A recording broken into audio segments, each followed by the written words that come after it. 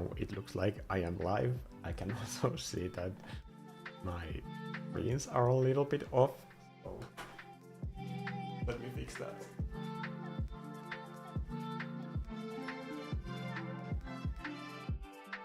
I'm gonna have the white headphones on for a little bit so I can hear myself.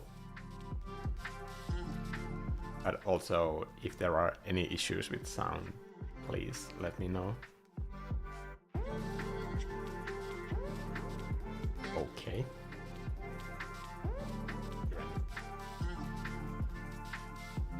Phones, but that's because it's apparently down.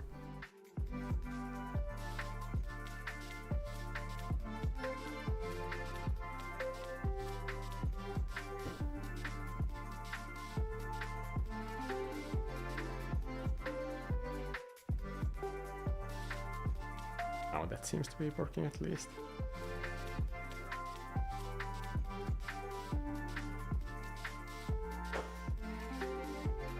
Oh damn it. Apparently these don't have any battery in them, so I'm gonna switch headphones. Luckily I have a extra pair.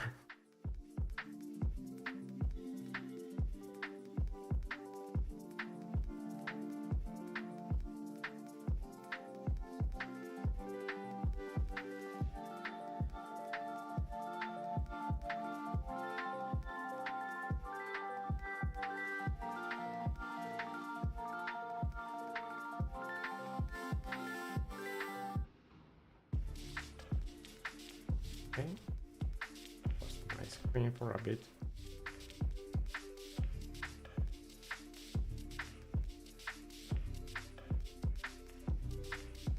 Okay, I can hear myself on the headphones. It's fine. Here are some colors. So I'm just gonna slap some of these in.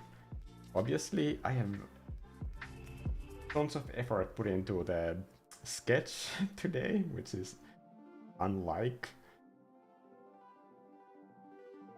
like, very unlike me, but sometimes I am prepared. This is me being prepared, by the way, if you can't tell. This is a sketch.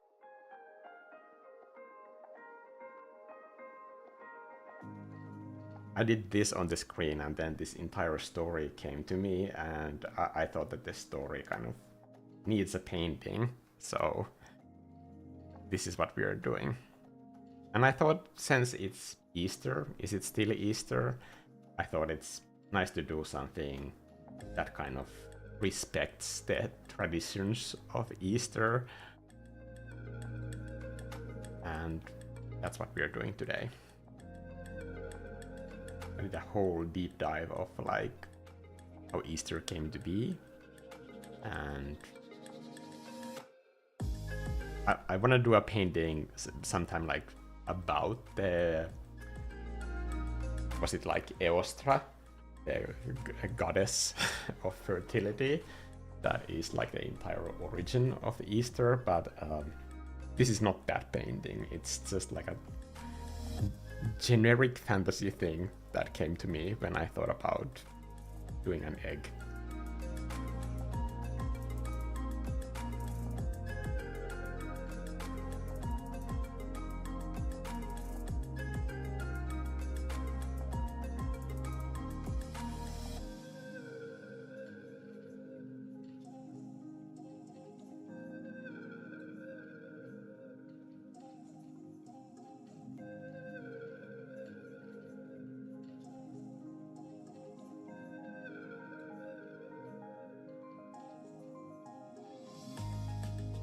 Tuning in while starting a long drive home.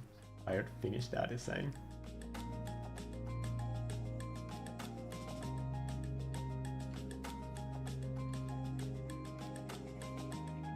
I hope you are not painting while driving. To everybody else, I recommend painting, but if you are currently operating a vehicle of any kind, maybe don't.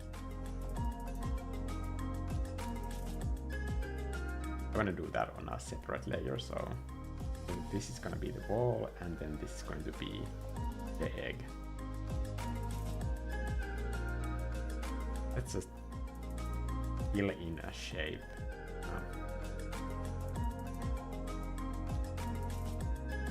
Do an oval.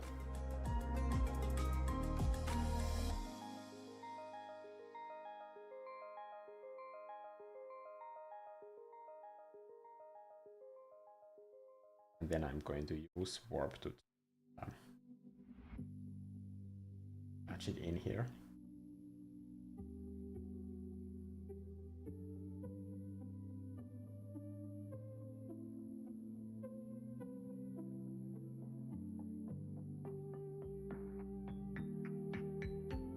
If you are operating a golf cart, you are allowed to paint while driving.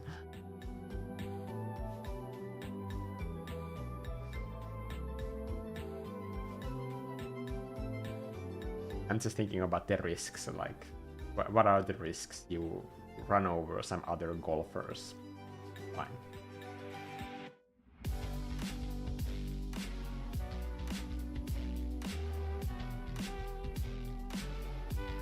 And by the way, today we are using the Other brush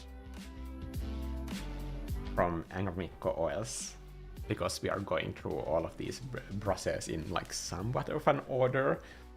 And Other brush, honestly, what can I say about this? It's just so easy to use that I think I'm gonna make an exception here and just say that this brush doesn't require pretty much any kind of like training mode in between. I guess the one thing that I can say that if you want to have like blends on your canvas on the same layer, you can see as I'm like painting over this, it's actually blending in that other color here.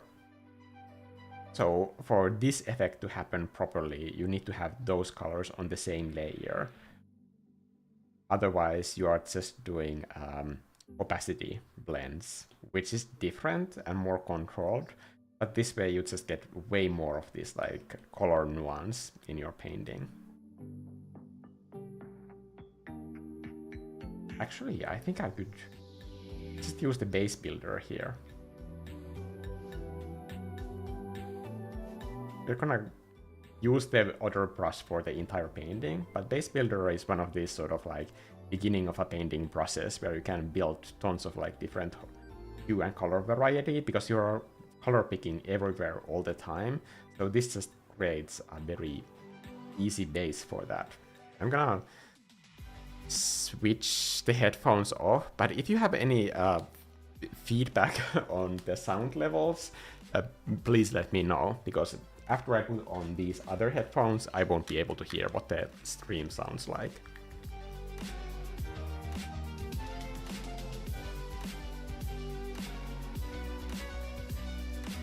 Okay, I'm gonna go back into the background, and since I have this base builder already equipped, I'm just gonna slap in that same color variety here as well, and into the bottom. Like, it might look like none of those colors now make any sense, but it's just a variety that I am basically putting in here for free later when I'm color picking everything. This makes everything so much more vibrant. I'm not going to be using this brush like later. This is just like building the base for everything and setting myself up for success when it comes to the vibrancy of the different color surfaces. Okay, now it's done. I'm just gonna drop it in, drop this in as well.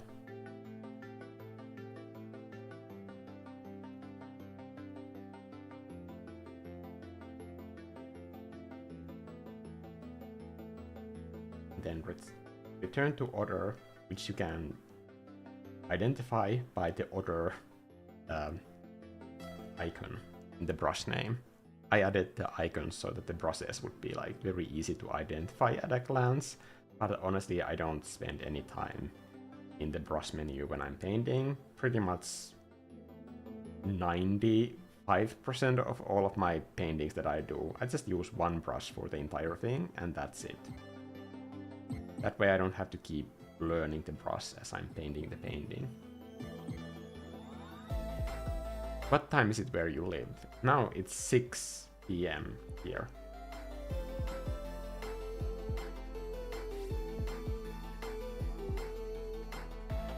What time is it there where you live? For all of you, just to get a general idea of like what time people usually tune into live streams.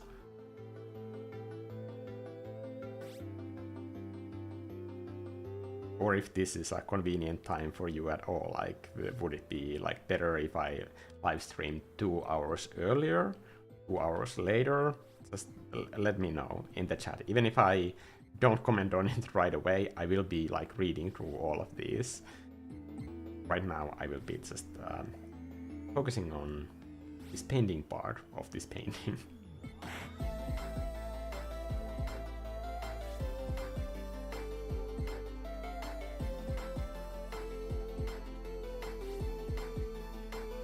iPad taped to a steering wheel and pencil on nose.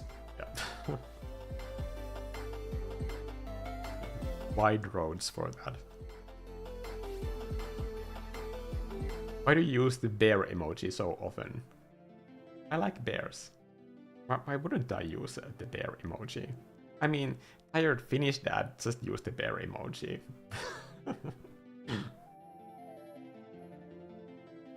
It's a Finnish thing.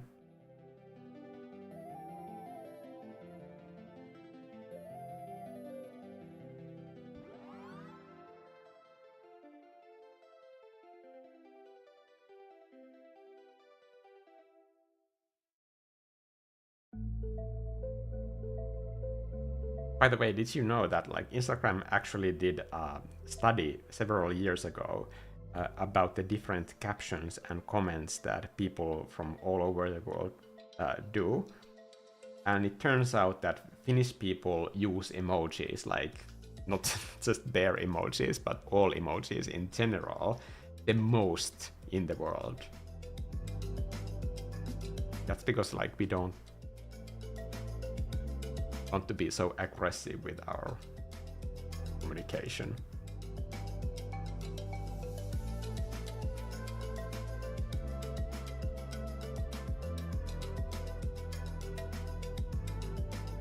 Has anybody seen that reel that is making the rounds where it's a person hearing like American small talk when it's just like a bunch of ladies like screaming random words like animals and babies and the weather?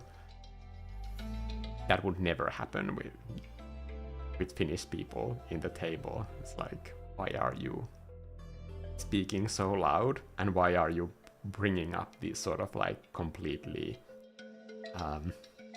unimportant topics to our conversation?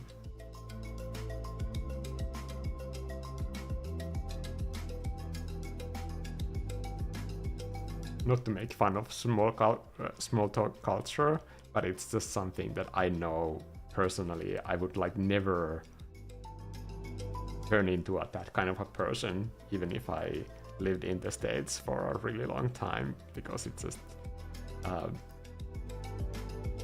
it is so counter to what my personality is.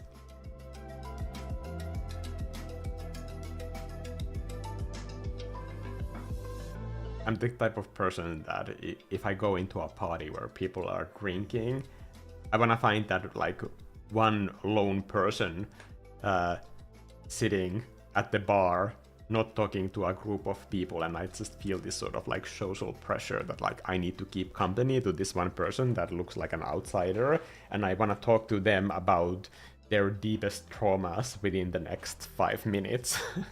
And if they start talking to me about the weather, I'm just like, okay, like we are not clicking.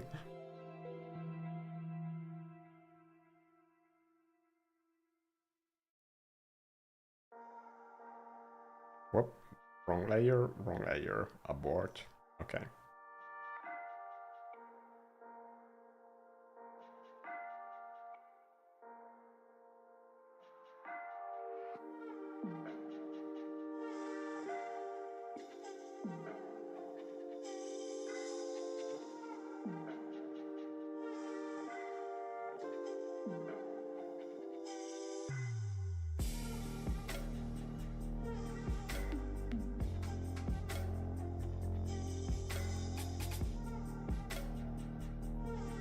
Now that I have all of these cool base colors, it's so much easier to make this brick wall have that kind of hue variety that a brick wall would have,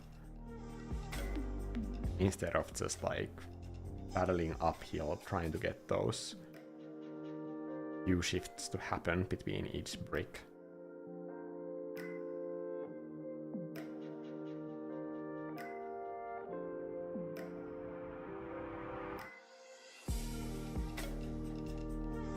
Okay, maybe we can start cracking this egg.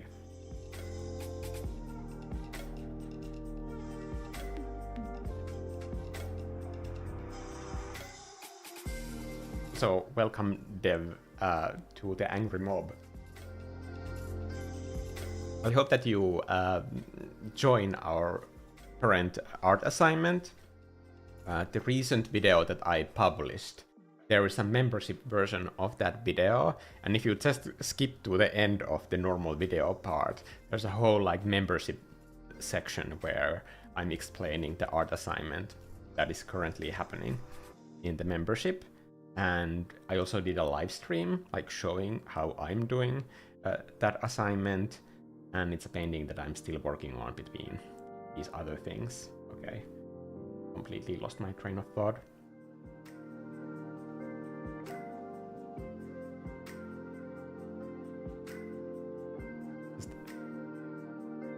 And I'm just going to block in with a very dark color, because here the edges are probably going to be very sharp. I can always de-emphasize the edges if I think about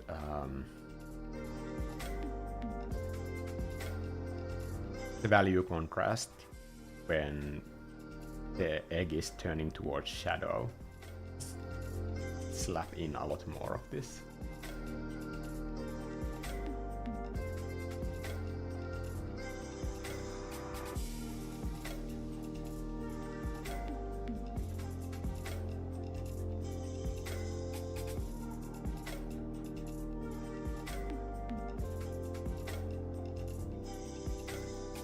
Also, there is like a download folder where you can, everybody watching this stream, you can screenshot and get this palette. But if you remember, this palette is also in the current membership folder, along with at least 3 different brushes, 2 of which are not available anywhere else, and just tons of other palettes as well there.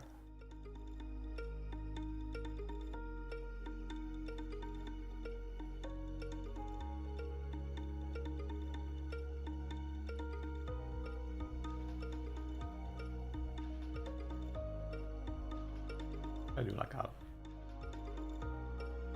I'm trying to make shapes that don't repeat, so that's why I'm looking like the very tiny thumbnail version of this stream. Because if I look at the screen and just a big version, that way it's super easy to make repeating shapes when doing something that is supposed to look kind of chaotic and organic. I also do some kind of like a crack, like a bigger, it's looking like it's coming apart slowly. A hairline. Maybe for smaller cracks I should use a warp tool to make them all turn away.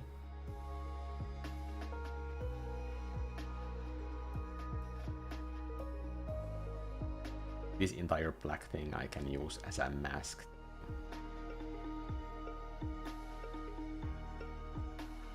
Make sure that whatever is inside is kind of like shown through this hole.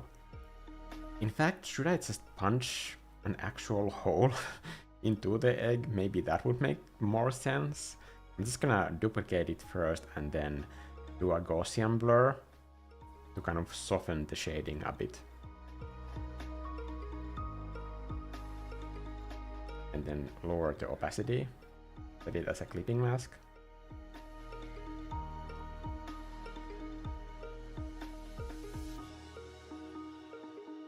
Now I'm just gonna select the hole on this egg, and then on the egg itself, I'm gonna set it as a mask and invert that mask. That way, if I'm working on the shading of that egg, I can still kind of like pull in new pieces. I don't have to keep that as a decision that is unrecoverable if I do some horrible mistake. Okay, I'm just gonna give more scale to this entire thing. Actually, do I need any of this? Maybe I don't. I'm just gonna duplicate this again, get rid of that, and now this is the inside of that egg. Yeah. I'm actually kind of processing this out loud so that I actually know what I'm doing here. I'm putting this on the whole thing.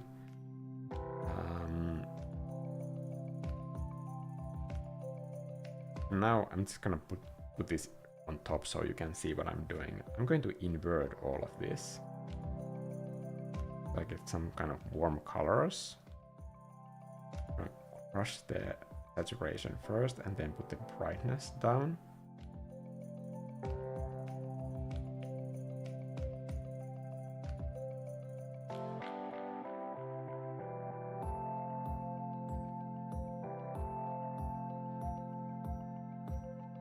And that's the whole.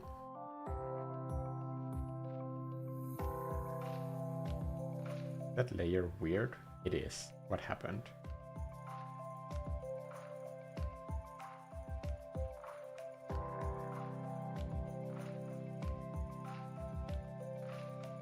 Okay, that's better.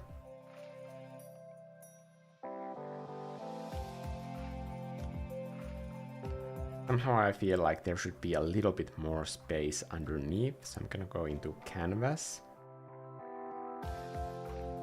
Here we can also see what the current canvas size is. This is at 600 dpi. I'm gonna add a slightly more vertical height to this. In the top corner you can see that I'm using this composition trick where rounded edge can't meet at the very edge of a canvas. Like when I see myself on at the screen, so a rounded edge cannot just barely touch the edge of the canvas edges, so it's going properly over, and this is making us seem like we're looking at this thing very closely. It's a composition trick that you can use for anything that you want to be seen as zoomed in and bringing in the viewer to that exact same scale. When you're doing a painting, I always tell people not to just think about the camera angle in how you frame your subject. You're a character in the world that you are painting, and you're casting a role to your the role of your viewer. What are they doing in this scene? If you're doing an interior scene in a corridor, in a spaceship, they are in that spaceship when they are looking at that scene. They are a character in your world. And if you're showing a small ant looking at the massive building in front of them, by using a fisheye perspective or extreme 3-point perspective, you are shrinking not just your subjects, but you're shrinking your viewer. They are also a small creature in this world if you treat perspective like that.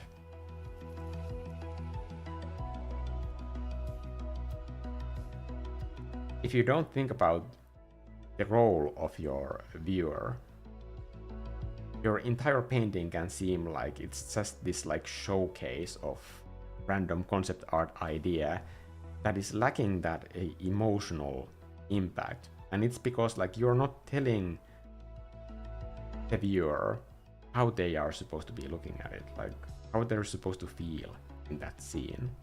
But when you think about the camera angle literally from the point of view of your audience, then it can completely transform the way that you paint, and it will imbue anything that you design with just more empathy, because you're on that level as well. Like, you as a painter, you are also shrinking yourself or putting yourself high up in the sky, whatever it is. You are bringing more feeling just because of the way that you are treating the camera angle and the size of the viewer who is seeing whatever it is that you are putting in front of them, or below them, or above them. All of those things matter.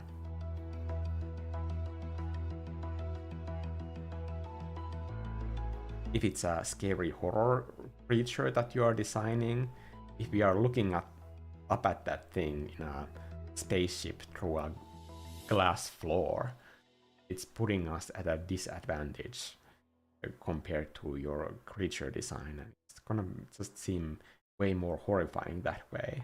But if you are doing a top-down angle, it's a lot harder to make it seem scary, unless it's kind of creeping on the walls.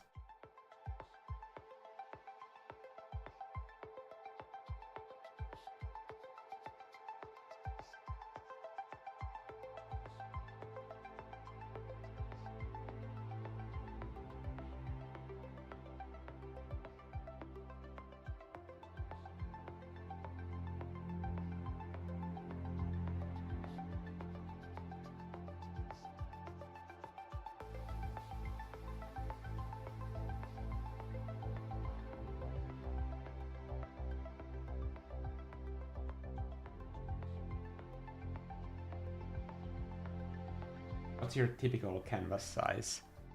Well, for this, the canvas size is 6,800 pixels by, let's just round that up to 4,000. Now that's like way too many layers. I don't need that many. Let's do 4.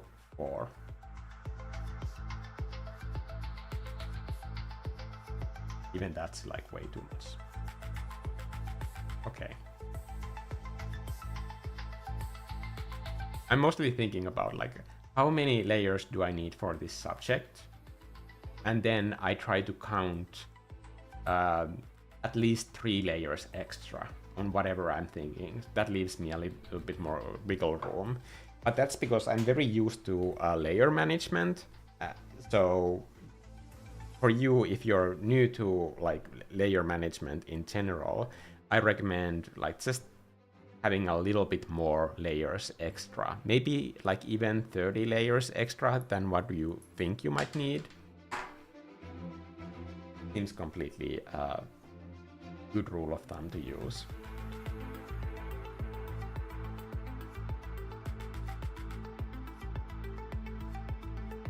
Okay, good morning to you too.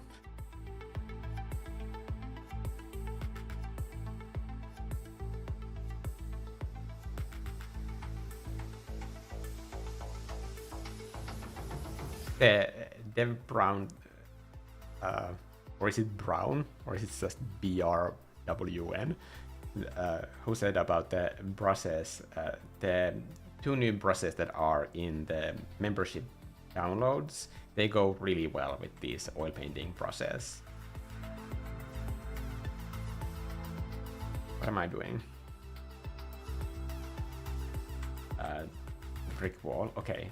So I think I need a little bit more fresh colors. This could be a good time to just try and see what would work for the subject. I think maybe one of these greens. Let's just start very dark and desaturated, because then we have room to grow. I love this color. It's not blue, it's not green, but it's somewhere in between. Goes really well with those.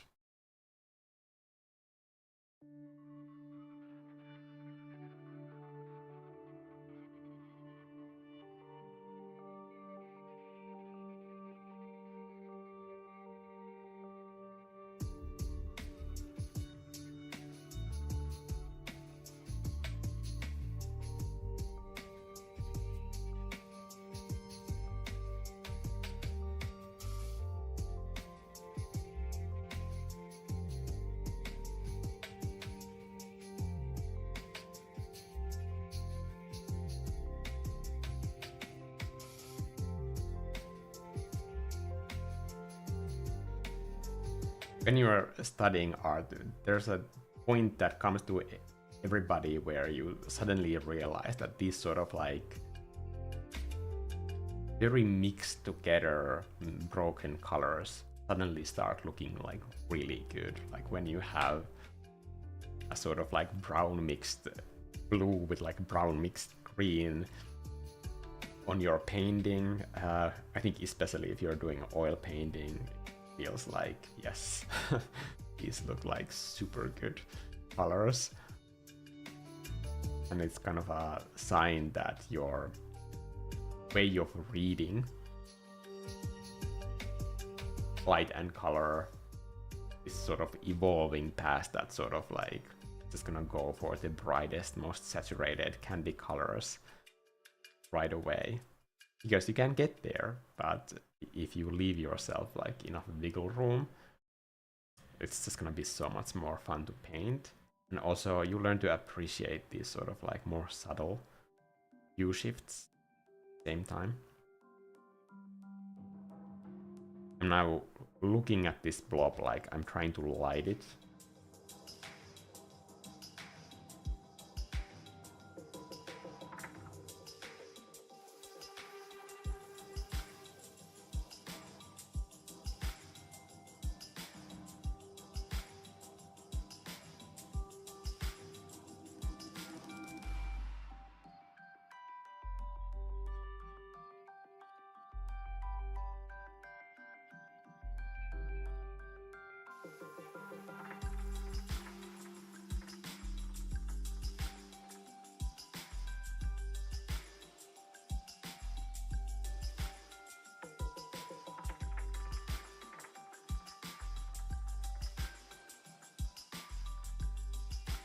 Some kind of a spiky back. Like some spiky. Up here could be fun too. You probably can't see it, but it's very low contrast. Muddy colors aren't just colors that are mixed wrong. Muddy can be also the way you apply colors when you have values that are all way too close to each other. That can create the impression of muddiness in a scene.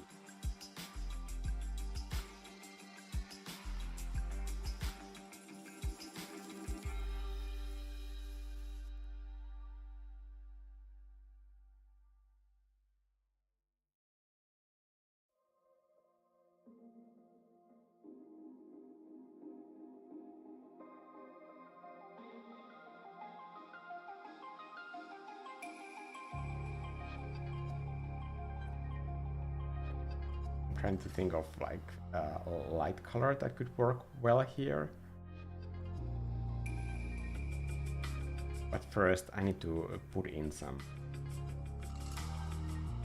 sort of like fresher colors elsewhere. I don't know exactly where they will be, but let's just slap in some sort of like foliage or scale, and just to kind of like brighten up the image. Maybe also that front wooden part here.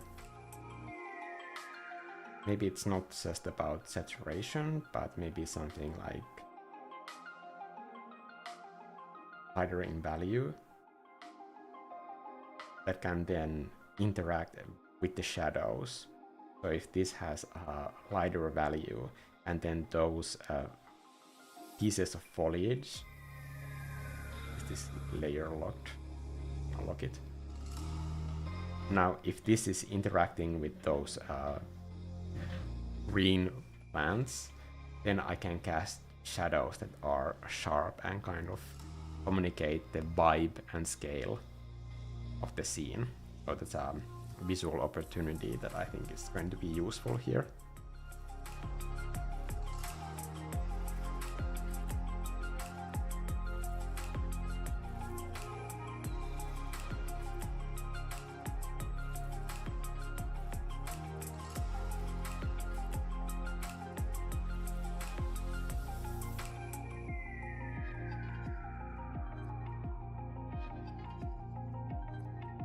was just writing the next video before this, and I think it's almost done. It's now at 1,400 words after I've tried to brush it down as much as I can, because there's so much information on color theory that I'm kind of worried that it might be too much. But I was just thinking like having this like one information-packed video on color theory can be just very helpful to somebody who doesn't want to watch like 15 different videos on color theory and then just like get everything at once, maybe.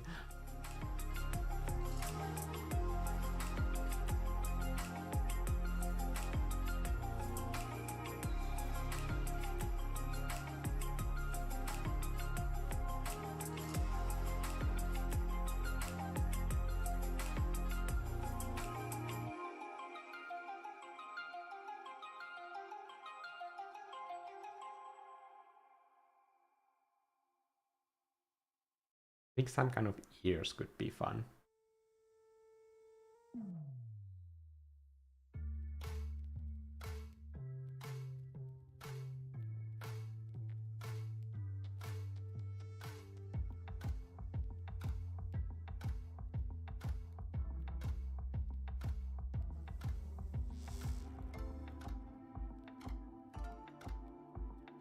I don't know if the ears are gonna work, so I'm gonna make them on their own layer. That way I have a safety net of like having what I already have here. Then I can just get rid of these if they don't work. They're so big that they are actually still inside the shell. And that way I can create overlap, which when you don't have perspective lines, overlap is the next best thing of telling how the different objects and elements are aligned in perspective. I don't think it's that bad. I think it's fine. Maybe a little bit too green. Be like a earlobe side of the ear.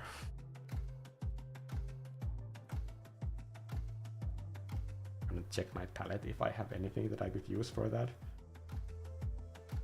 Maybe this is too saturated, so I'm gonna tone it down a bit.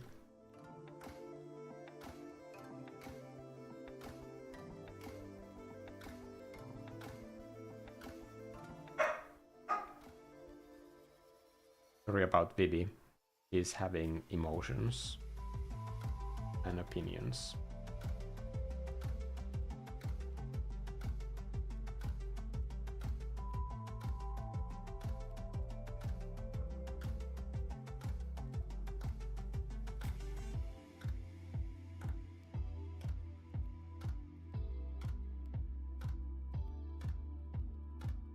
I'm adding just like the exact same color, but in a different saturation level, different hue with the same value. Just that way of like building up visual interest in these sort of areas.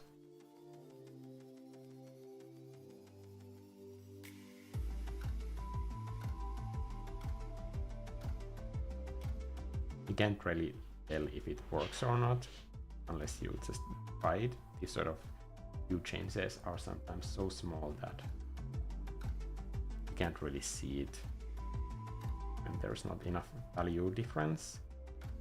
Speaking of which, I'm gonna do a clipping mask for the inside of the shell, and then just pick an even more desaturated color. I don't know if I'm gonna make it cooler. Maybe I'm gonna make it slightly redder because it only has those colors that are bouncing inside of it.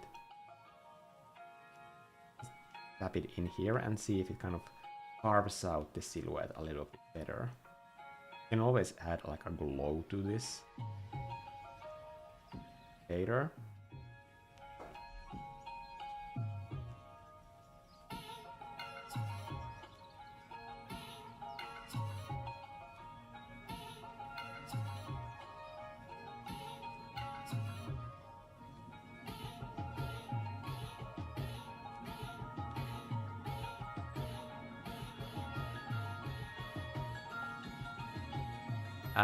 C-Visor is saying, I'm sure you've already said this, but what brush are you using today, Mikko? Well, if you just check the name of this stream, it is the Otter brush from the Angry Mikko oils. And we are almost reaching the final stretch of these streams where I'm using one brush from the set, and I've done so many streams already that at one point it seemed like we're never gonna reach the end, but I know that the hardest brushes are still there to be used, and those are the palette knives, which I'm kind of scared of. They just require so much planning when you're using them that I'm kind of scared of like doing that in a live stream.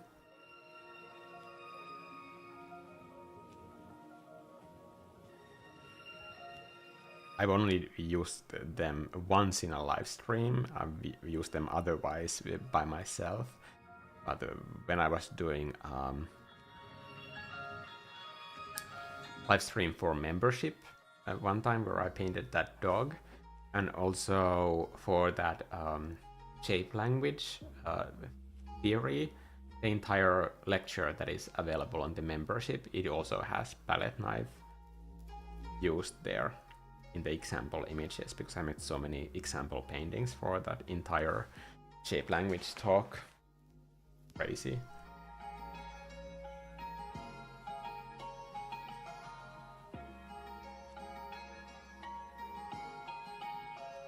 By the way, my boyfriend thinks it's weird that I'm calling him my boyfriend because of our age. But I'm always gonna call him my boyfriend.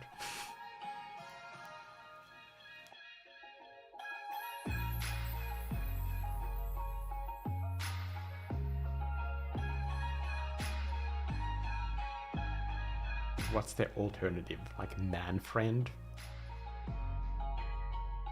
That sounds like I'm living with somebody who is like 80.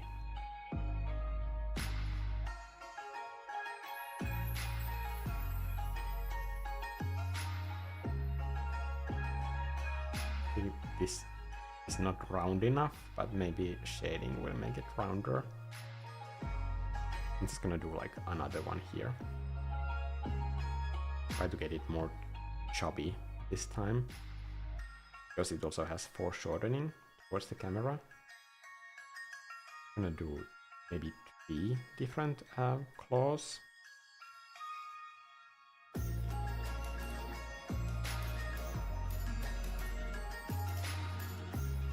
By the way, let me know if the audio levels are fine. Like sometimes if the songs change, they can have different types of like volume levels, so I can change that, but I can't change like the more advanced audio settings otherwise, and I can't monitor myself all the time because I'm here by myself, and if I hear myself talking, it's gonna be too complicated.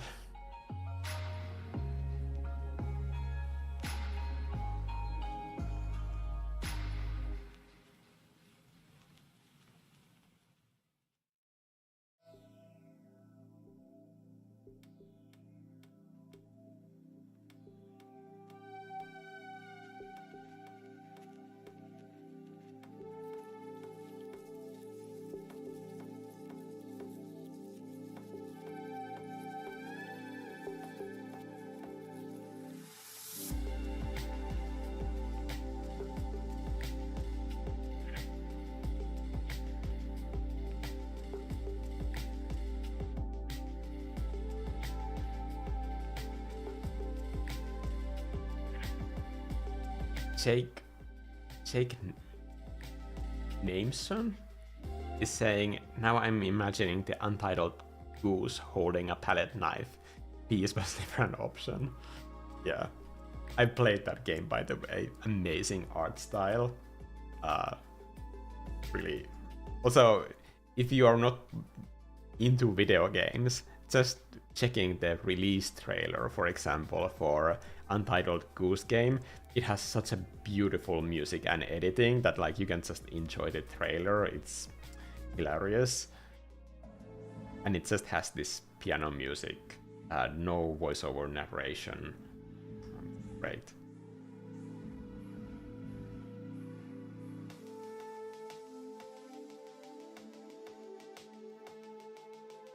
Let's start working on some kind of eyeball situation.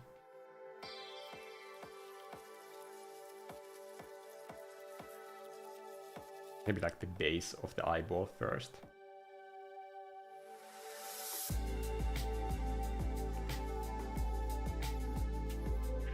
I've been playing a lot of Pokémon recently, Fire Red version.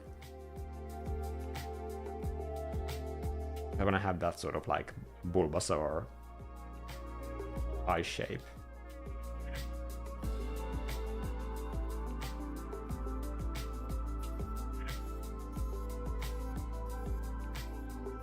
But maybe it's just like a little bit more demonic.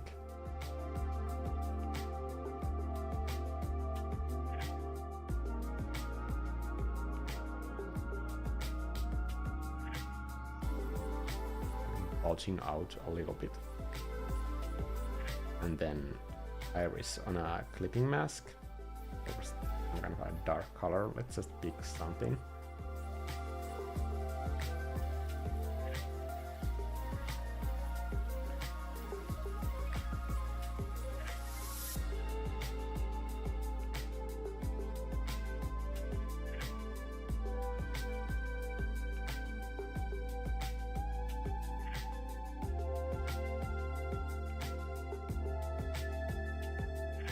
I kind of love it already. Okay. One more clipping mask, and this is the specular color. This is my light source, so maybe next to that, and then I can do a kind of gradient to the light source. Starting from something bright, then there's eye color here, and let's just repeat that for here as well.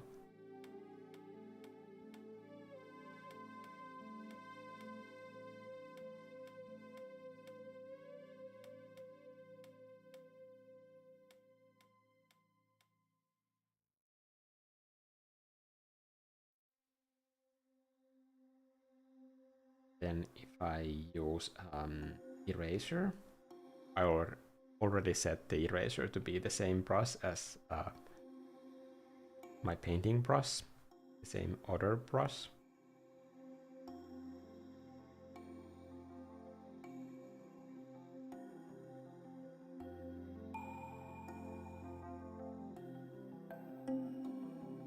And on this shading, I can emphasize the eyeballs a little bit more.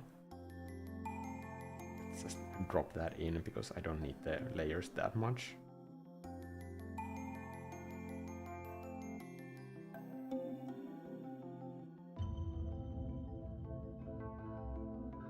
Here we are.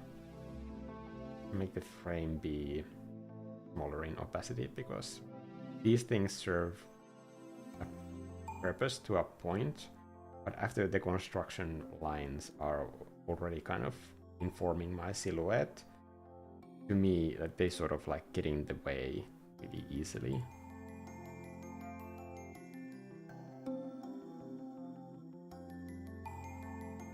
Now that I'm painting these brush strokes, I am thinking about the three-dimensional shape. This little guy.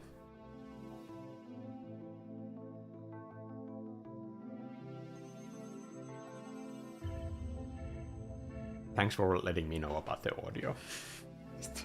It makes me so much more relaxed and able to focus on the painting. Jake is saying, my partner and I are really looking forward to their next game, Big Walk. Yes, I thought Big Walk looked like a kind of game that I would love as well, except that I don't have friends, so I can't do like multiplayer stuff.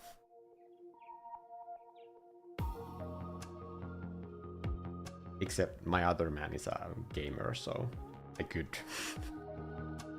pester him into playing it with me, but it's really difficult to find the time to play the same games at the same time. He is playing Pokemon, is it Emerald Green? Now at the same time, but it's not really like a multiplayer effort. I'm not catching anything important to trade.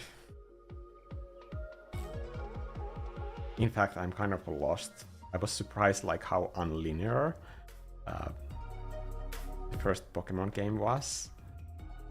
And that's something that I like about it. Also, it's so hard. I love how hard it is.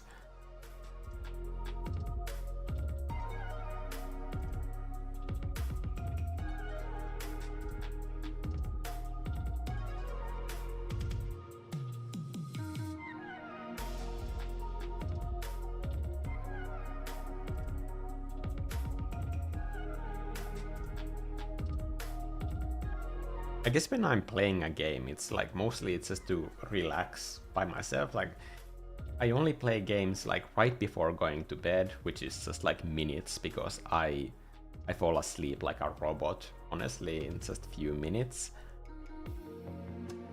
And in the morning when I'm drinking my morning coffee.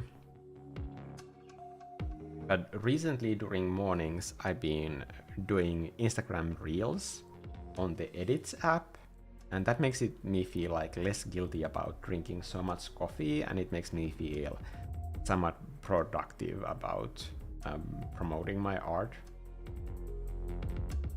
I'm putting all this effort into my paintings. I do want people to actually see my work.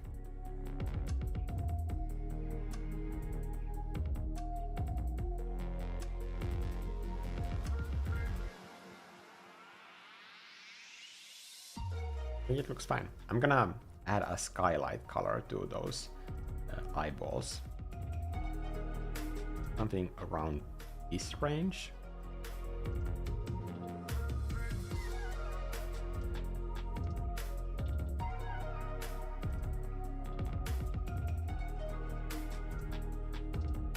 Coming up from the sky and then adding a gradient.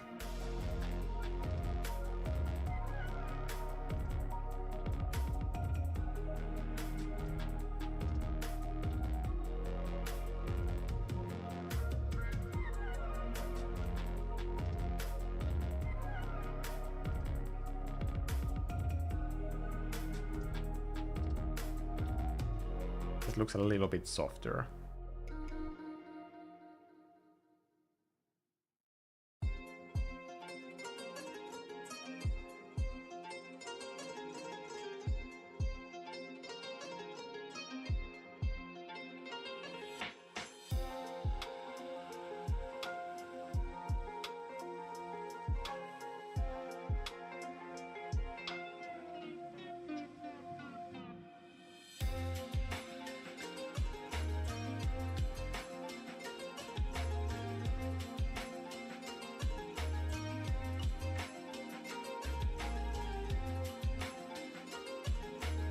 I always confuse the Big Walk with that other game called Peak,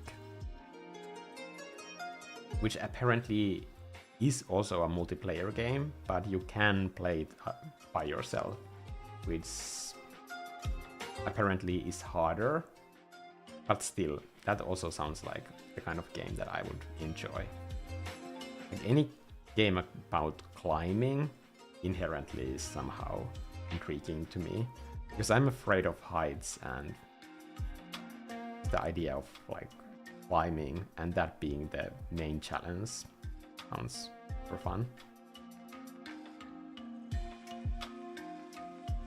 Also just like advancing huge distances in sort of like barren landscapes somehow seems interesting to me. If there was a game about like doing a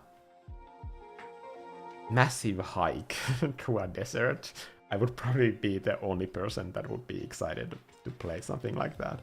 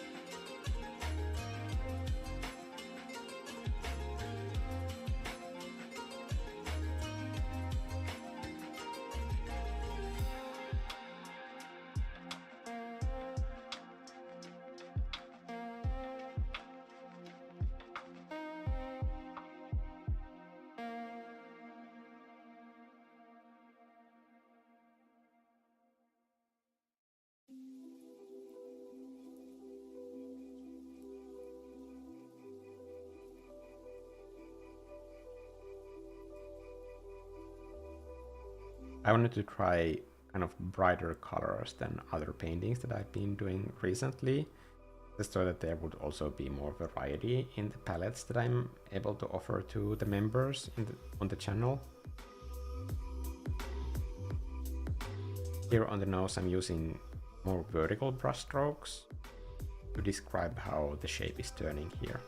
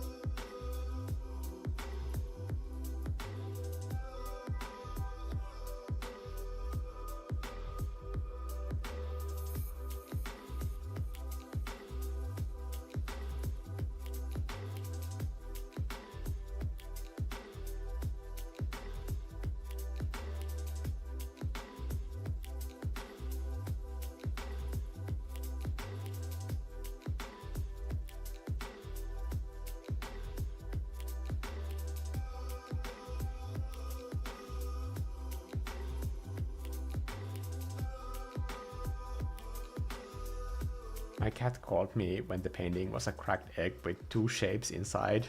It came back and we have a Bulbasaur.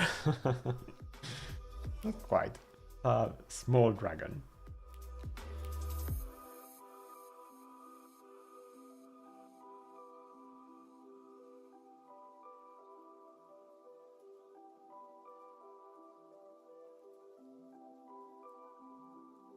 I'll start the spikes from here. And then have the spikes become like three-dimensional further up.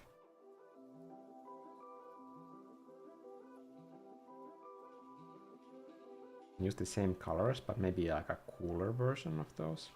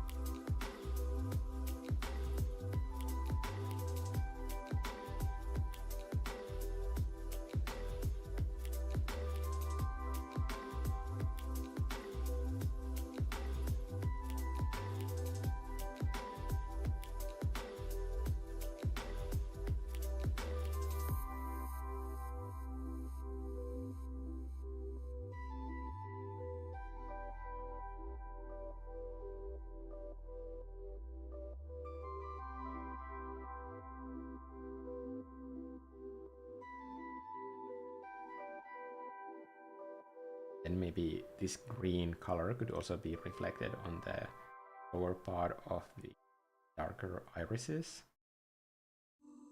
This lighten layer as well, to like slap in that reflection color.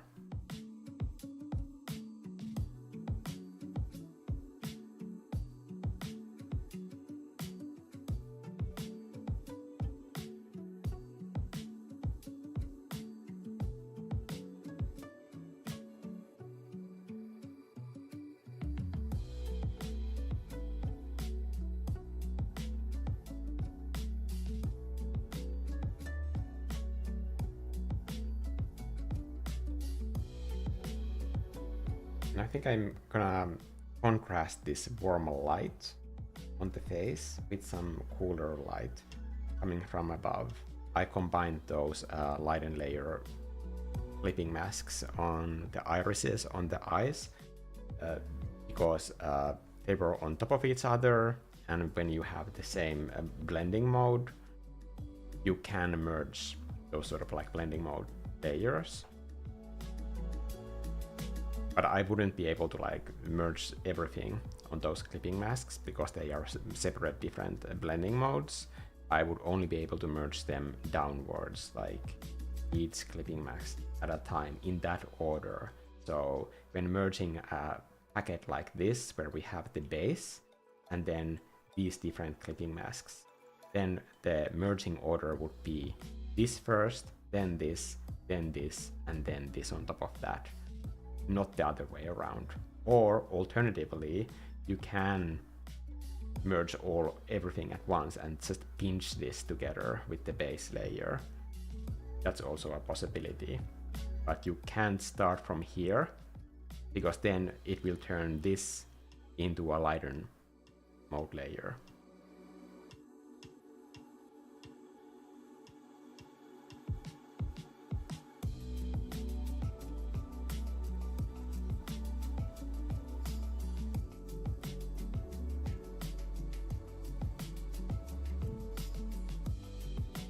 I'm trying to figure out sky color.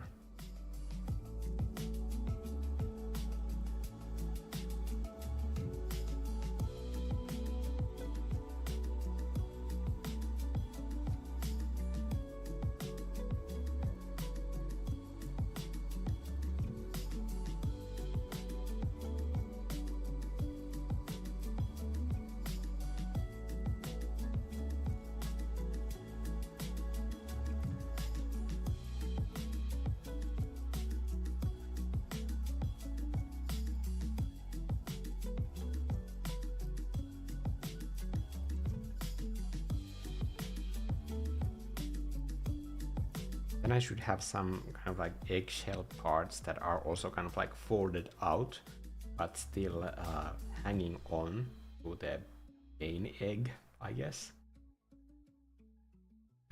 Maybe I can start from here. Kind of like an off blue version of these.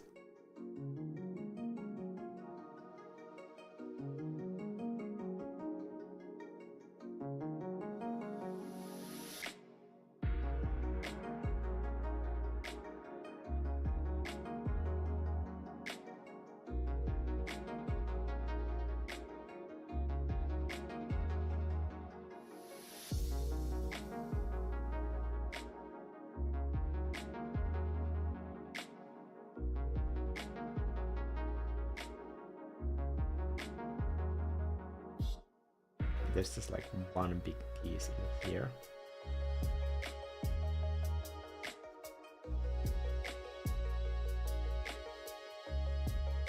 Also some to the top part, but these would probably actually not here, so that it's not getting confused with the shape of the ear.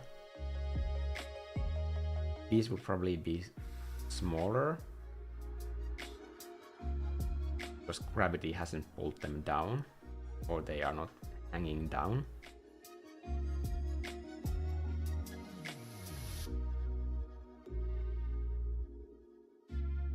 But these would mostly be hanging downwards, the bigger pieces.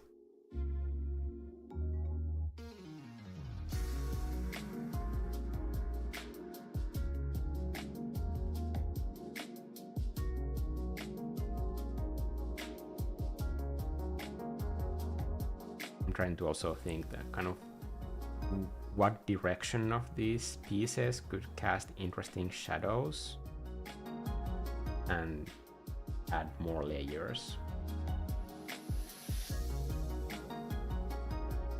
that are not just for visual appeal, but also convey perspective. Okay, if I have these pieces and I add a clipping mask to this, can I use my color darkened?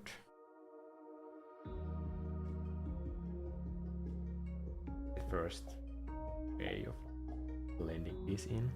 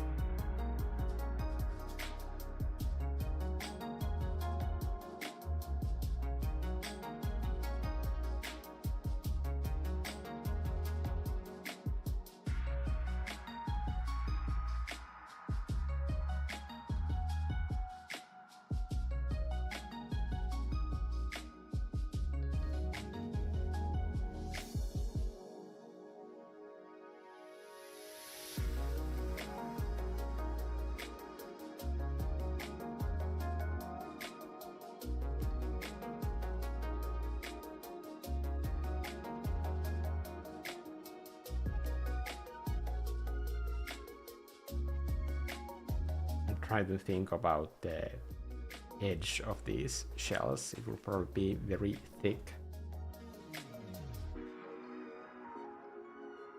And then since I added that kind of blue skylight, I can use that information of this color over here and just create a blob of that and put that over this creature's head. So from this direction, approximately, the skylight is coming from. And I'm just gonna blur it in.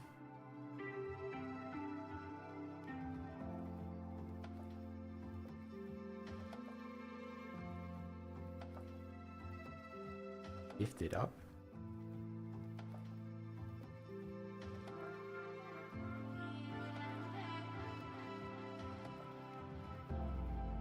And reduce the opacity quite a bit.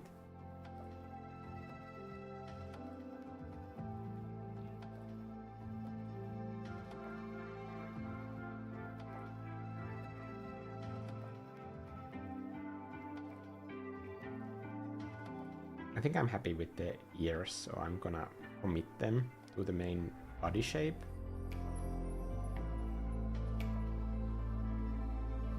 And I'm gonna do another diffuse light, waiting for those.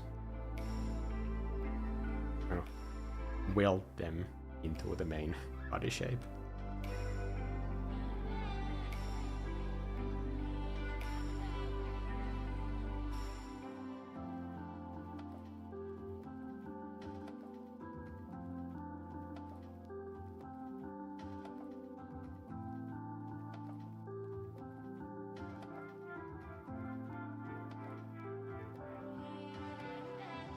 Now I have all of this very subtle hue shifts all over the body, and it's just easier to go in and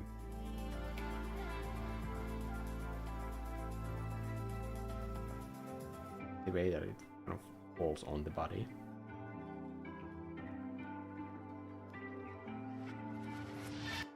And give it some texture, starting from the places where that contrast would reach and then fade it out.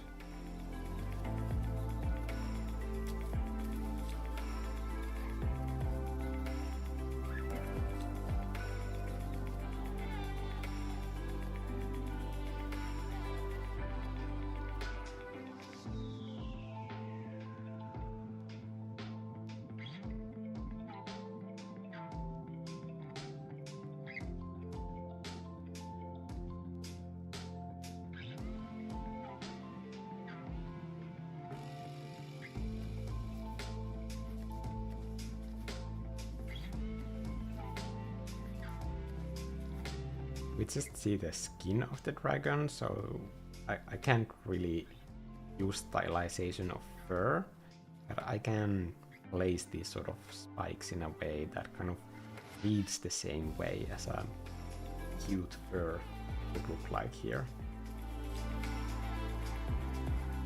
I think since the warm light is coming from above and it's hitting this flower bed looking thing, it only has a warm surfaces to reflect the off. So I'm adding a clipping mask and then just choosing one warm color. Let's just grab the eyeball color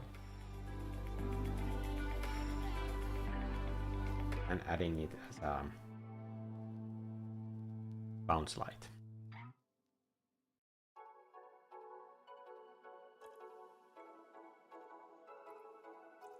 I think that's it. A little bit here as well.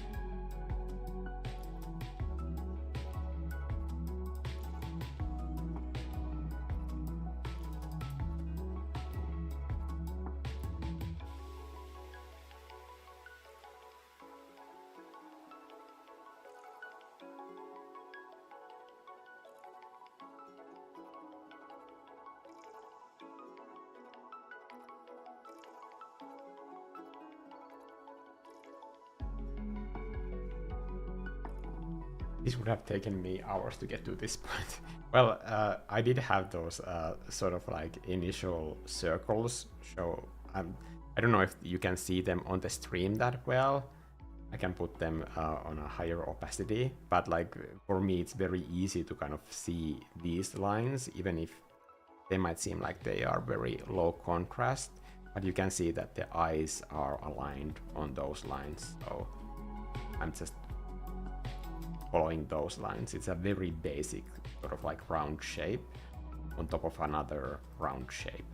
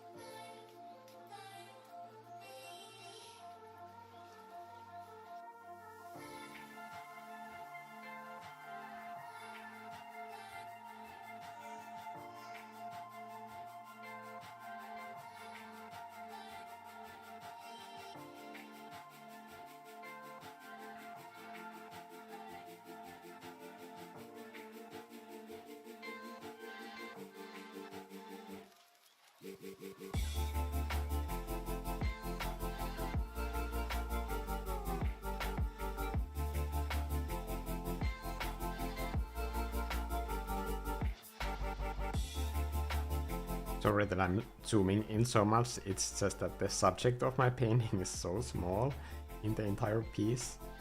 So to get these forms like rendered, I really do need to work this close.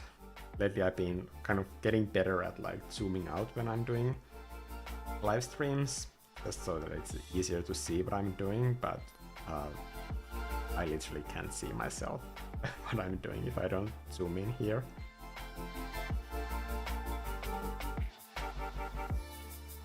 It's different when you are checking the overall composition and making sure that it's working. But here I'm not changing the composition by doing these sort of like very subtle hue shifts.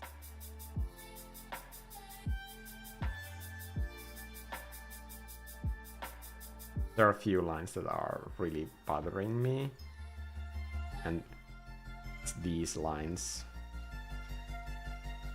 I'm gonna put this on a lower opacity and then also just erase those because I don't want them to be distracting me. They are leading my eye off into an area that is just not important at all.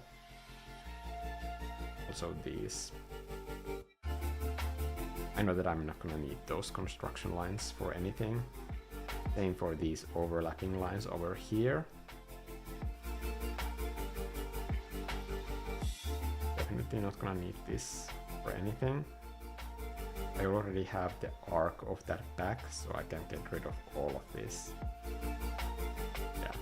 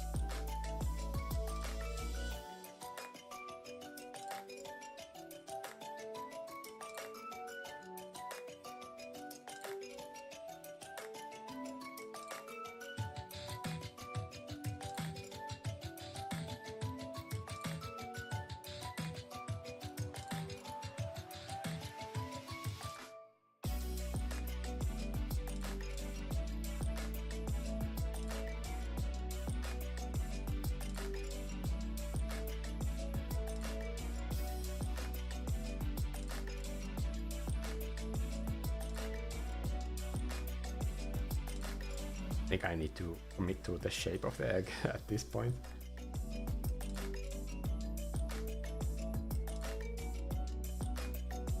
Maybe there should also be some kind of like edge lights that are visible.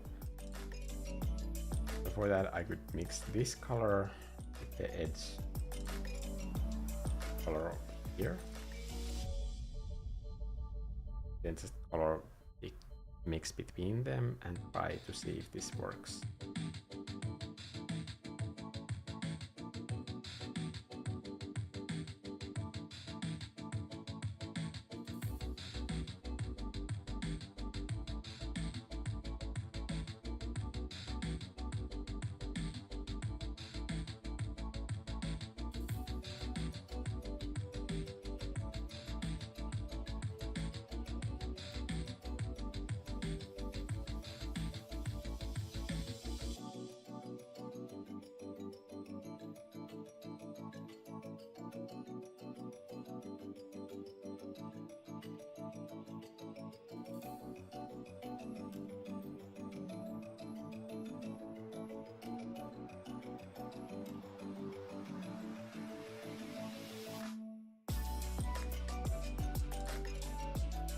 when I'm doing these edges, I'm thinking that the camera view that we are looking at is kind of a 0.5 camera angle, if that makes sense. So it's kind of looking very widely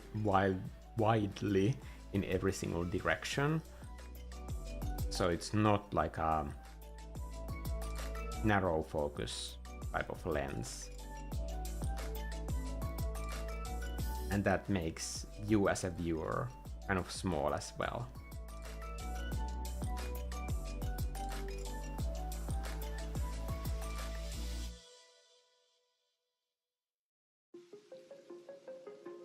But if the camera angle was very narrow, we wouldn't see any of these sort of edges, at least this well. I'm just gonna alpha lock this and then use some of these highlight colors. Emphasize the light direction a bit more.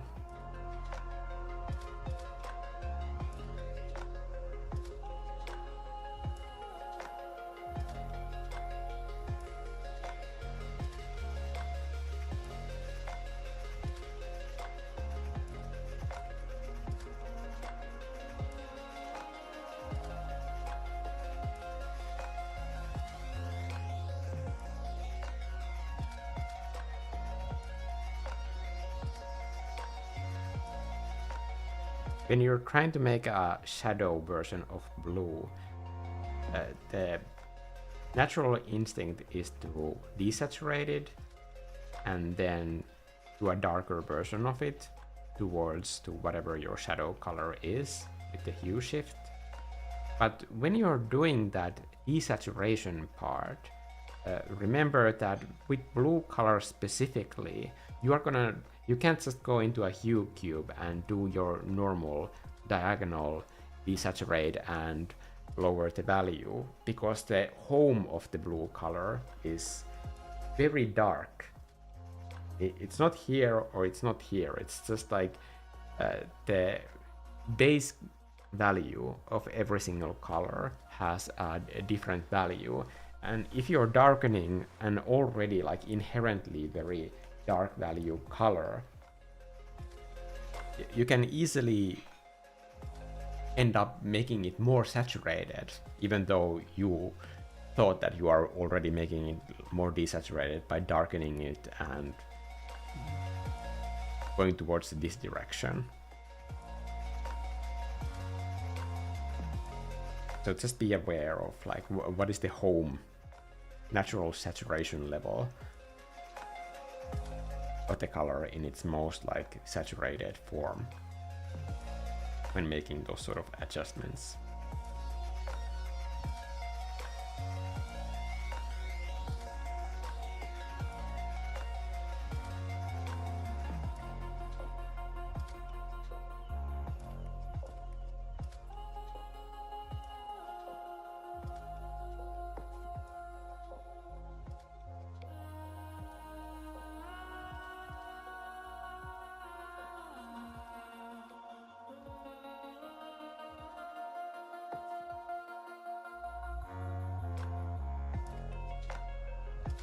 I think that could still be a lot bigger. No. Get rid of that line over here.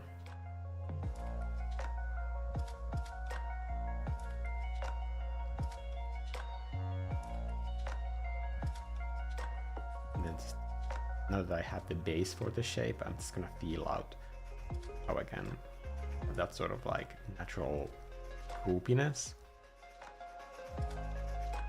Let's scale it up a lot more.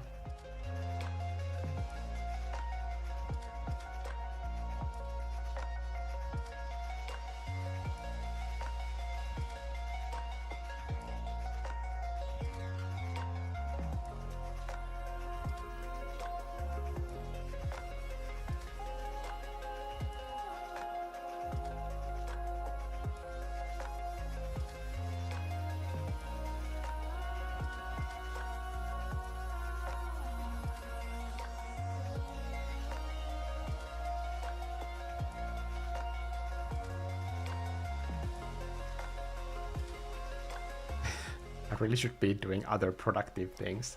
You should be painting when you're watching this. I hope that as many people as possible are painting when you are seeing these live streams. Let's face it, I'm not gonna be painting that fast that you are gonna miss anything important if you're working on your own painting at the same time.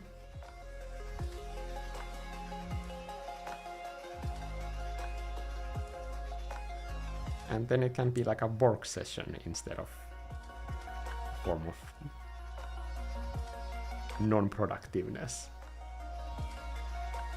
At least that's what I always kind of like think when I'm doing these live streams. I'm thinking that I'm painting with you guys.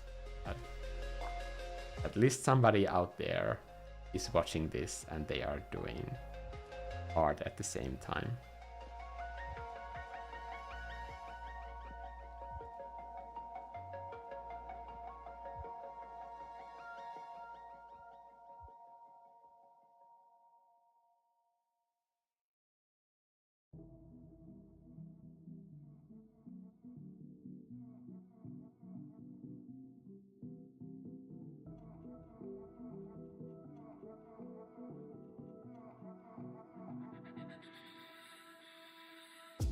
Maybe that overlap is wrong.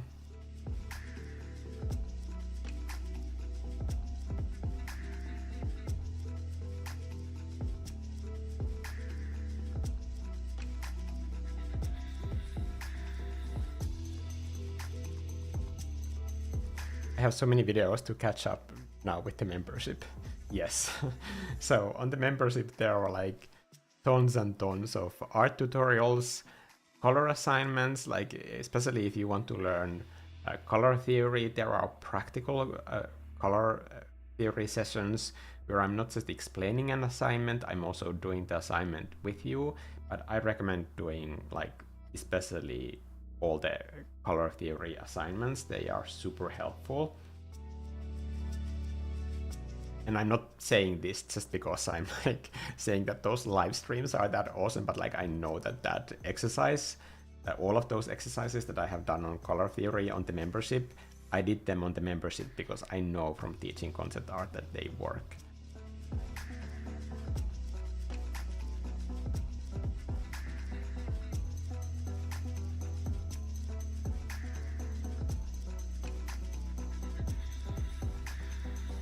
Right here on Procreate. Okay. That's cool. Watching you paint helps me focus on my painting. I hope you guys don't mind me talk about dragons for a little bit. Because I've been thinking about dragons a lot when this painting idea came to me.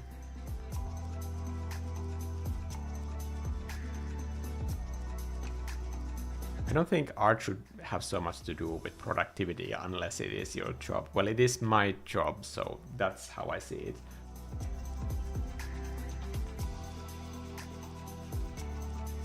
Also, there's nothing wrong with art just being your hobby. I think it's so strange that like these days, like people think that like everything that they train for, that they need to turn into their profession somehow.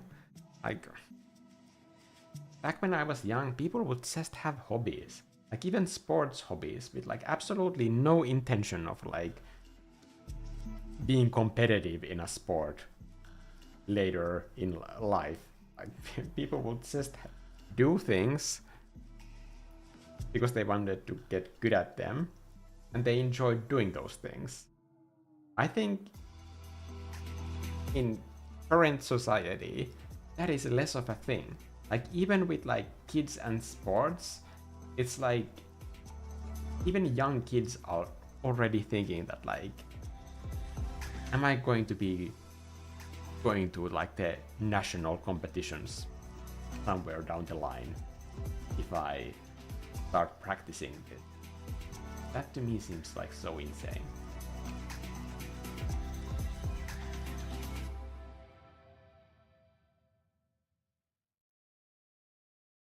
It was pretty normal that like everybody was like trying to learn some kind of an instrument, including me when I was younger. I was crap at it and I have absolutely zero musical ability. But everybody tried something, like just for fun, just to see if it's something that they enjoy. Not because parents wanted to know if they are gonna be like a musician someday. It was just something that people did. Because we had all that time. Now, young people on average spend daily 4 to 5 hours scrolling social media feeds. That's a full-time job. That's the time that people in my generation used to use for painting, or drawing, or going to hockey practice with zero interest in becoming a hockey player. Almost all the kids here in school played hockey.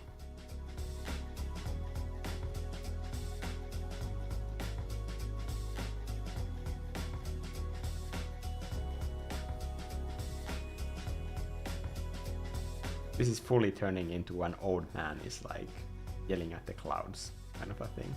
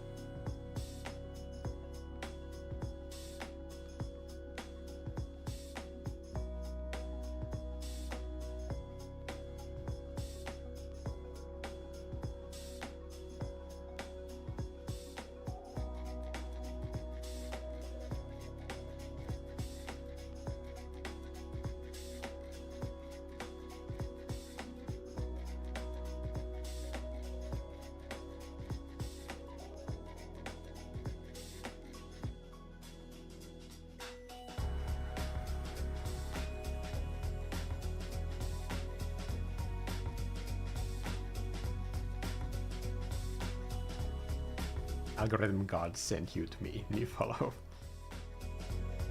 Thank you. I appreciate that.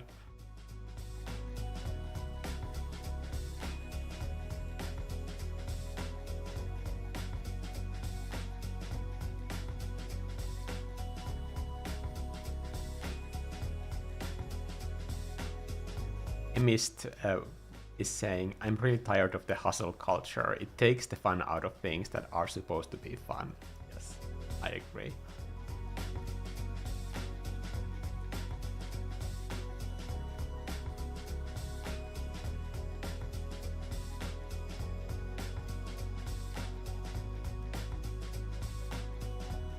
Don't try to monetize your hobbies if you want to enjoy your life somehow. Worst idea ever. Also, I think it's based on this idea that like do what you love and you never have to work a single day in your life, which is just the biggest lie that the hustle culture has invented. Work is work. You can have work that you are passionate about, but it's still gonna be hard and it's still gonna be work. I think my work is like incredibly hard. My boyfriend is constantly worried that I'm burning myself out and just absolutely screaming at me not to work during weekends and holidays. By the way, it's Sunday now that I'm painting this during Easter, so everybody else is on holiday.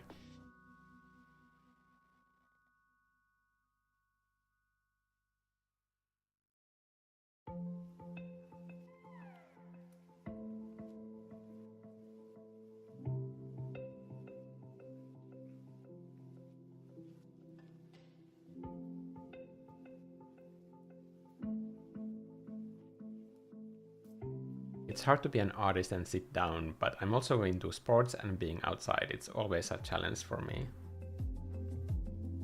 For me, I do running, and that's the way that I kind of like get all of my ideas. And that's the way that this idea came to me as well.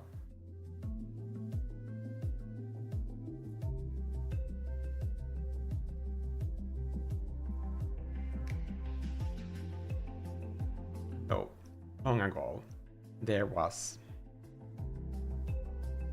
an earth dragon. An earth dragon can sense time differently since they live thousands of years. They can sense not just what happened in the past, but they can predict the events based on their previous experience, because time is cyclical, history repeats itself. So the earth dragon recognized that in this land, the winds are telling her that this piece of land is gonna see some greed and hatred, and it's going to need something to protect it.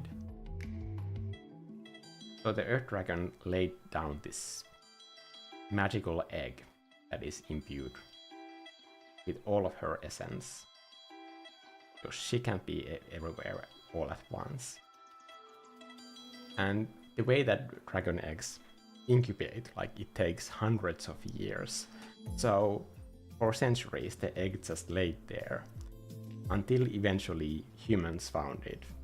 But to them it's not, they didn't see it as like a vessel of life. It was just a strange looking stone that had this beautiful color unlike any other stone material around it. And because of its uniqueness, it had value unlike other stones. So it became known as the Night Stone, and over centuries it became this symbol of power, that the kings and queens would hold the Night Stone as this symbol of ruling over these lands. It wasn't just a strange stone because of the strange color, but it also had this strange quality to it, that whatever warmth was exposed to the stone, it would reflect that warmth back tenfold. So it was kept in the dark for a long time because it had the tendency to like set things aflame if it was exposed to candles or sunlight.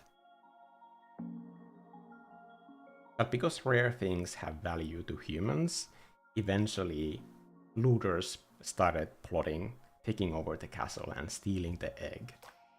Everybody was putting this one single piece of stone that they thought was just completely passive in existence into such high regard that they started wars over it, and then became the siege of the castle. And it set the entire castle aflame.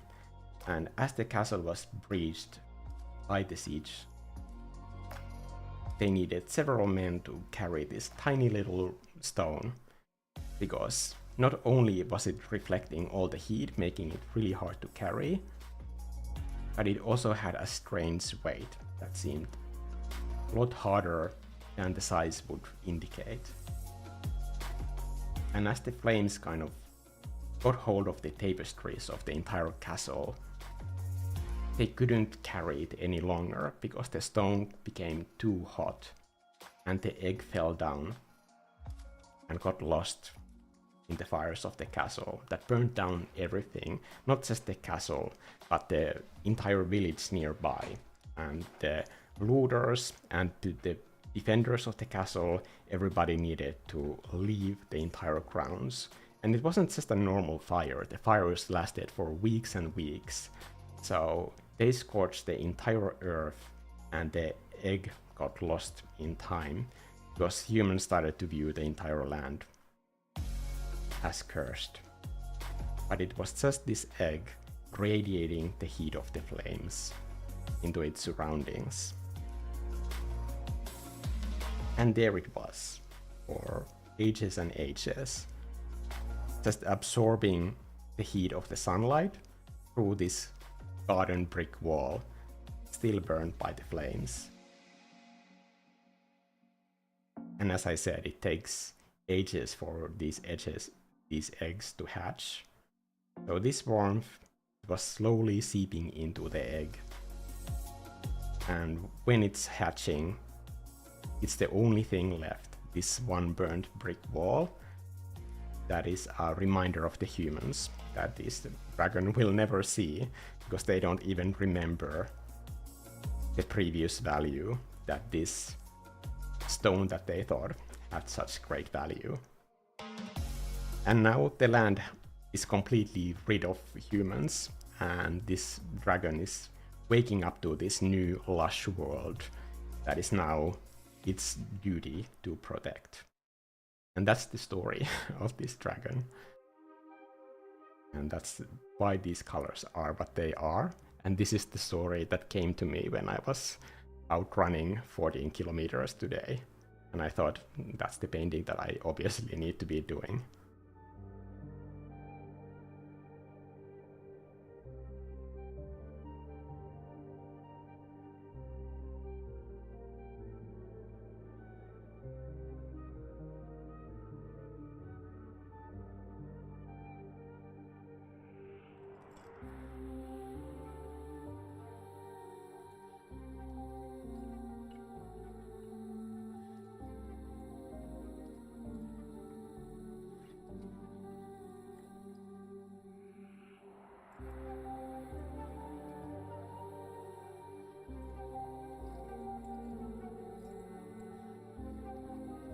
I think every painting, when you're doing an environment or a character, has a story.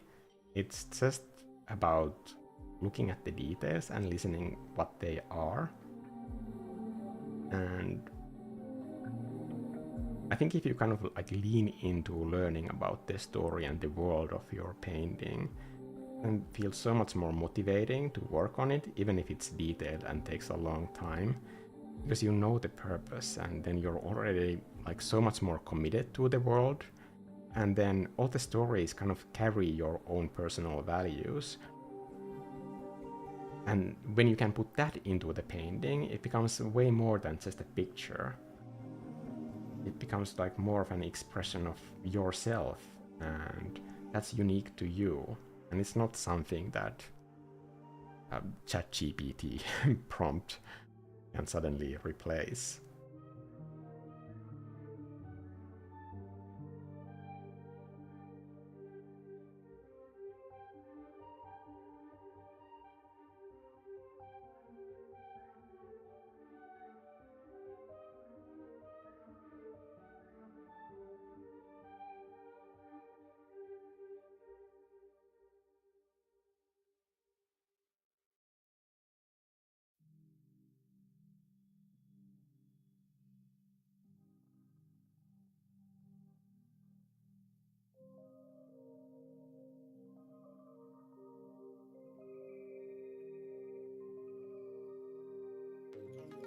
That doesn't sound like something so spontaneous from a run, Emist is saying.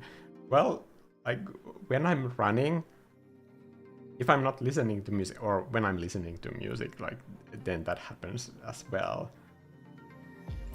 It's funny how like just these stories happen, and at first when I started doing it during running, it was very small. But over time, I just kind of was able to listen to myself more, like basically the thoughts that are going on in my head.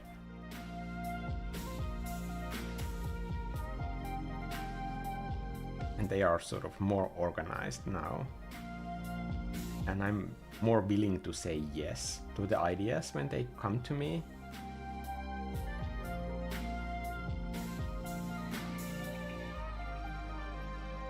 Because I think that those sort of ideas always lead me into places that I feel excited about.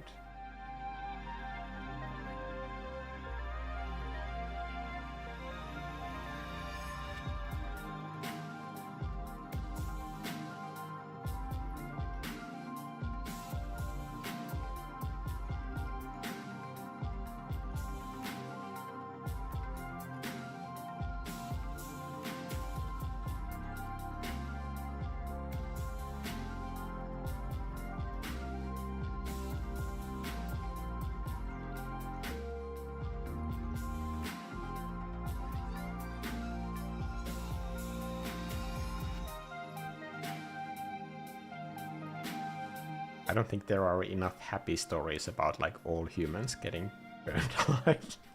So I thought it was worth doing a painting about.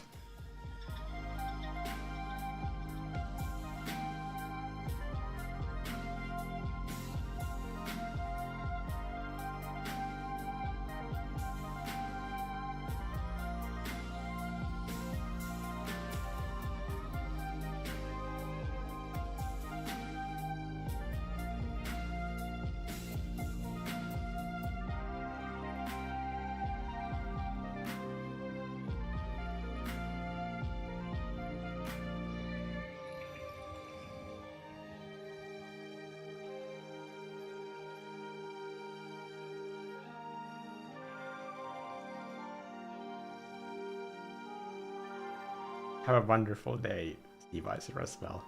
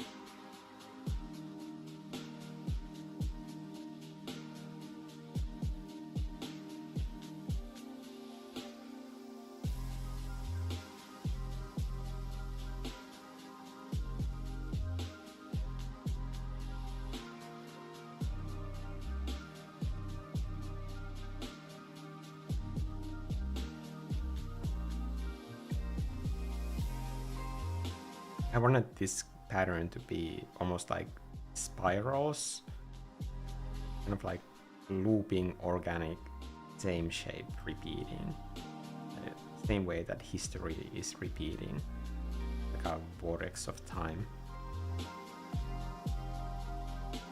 And also something that would make it look kind of mysterious and alluring to humans who like glittery, shiny things.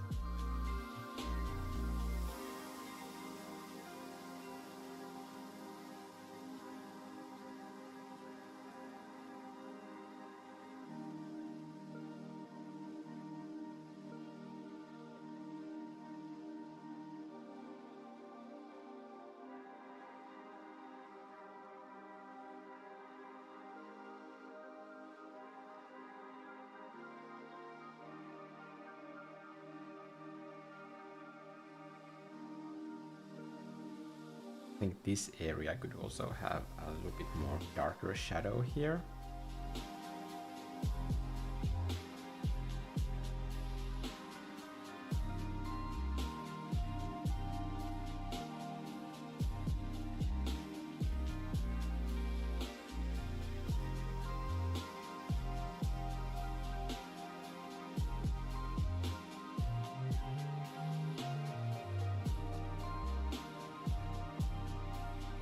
I really want the eyes to feel like rich, shiny, like jewels.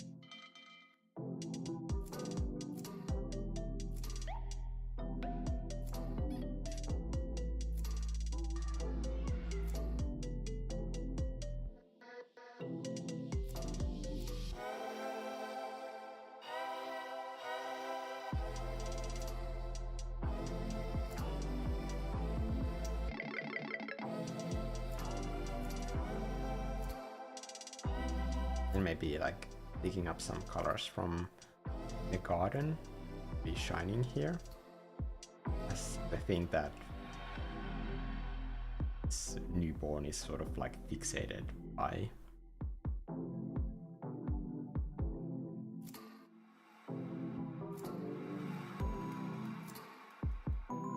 Because this is the reason why he's here.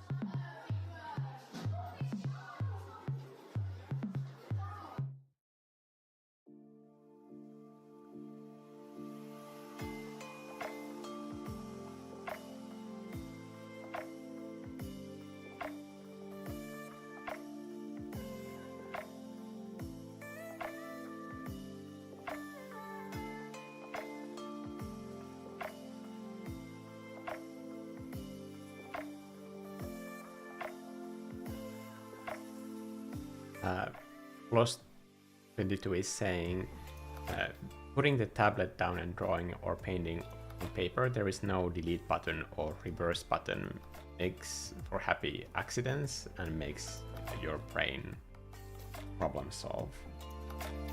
Yeah, I think that is true. Like, I can't deny that the traditional media has that sort of extra power over other mediums, like when you're doing it, because you just have to have a different level of concentration. But at the same time, as a concept artist, to me it's really important that I am able to go back on design choices, because what else is design? Like, I'm just basically looking for doors to close. I'm trying to close as many doors that me or the production team can find the right ones to go through. And that won't happen without mistakes.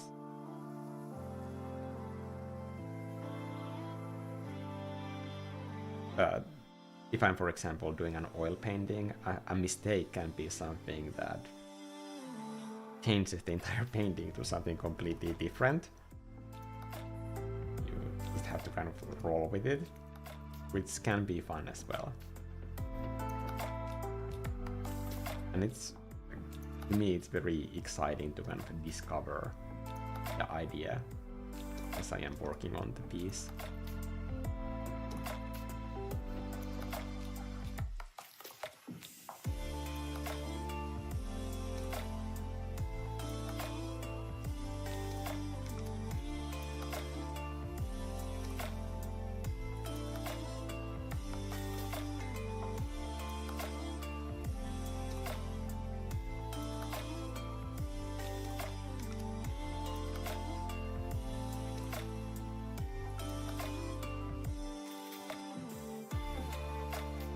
Tired Finnish dad is saying, like, finally home and kids are sleeping.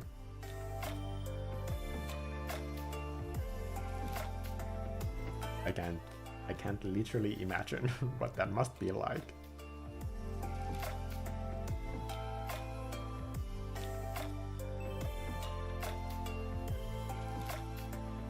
I have to say, like, especially because so many here think that I'm such a chill guy for the way that I interact with you on this channel, that if I had children, like, I literally don't think that I would have the patience. I'm just gonna be honest about this. Like, I am responsible enough not to like want or have any children of my own, obviously, but I honestly don't think that I would be a good dad, because, for example, when it comes to art, like, if I couldn't be like making art, because like I just don't think I would be able to prioritize kids. Like, I respect everybody who is a good parent, but I just don't think I would be. I would have so little patience for some things, I think. That would just make me terrible. I would traumatize them for life. In multiple different ways, probably. Like, even when it comes to video games, I would probably make them play through Ocarina of Time before they get to play anything else. And definitely there would be no Fortnite in my household, ever.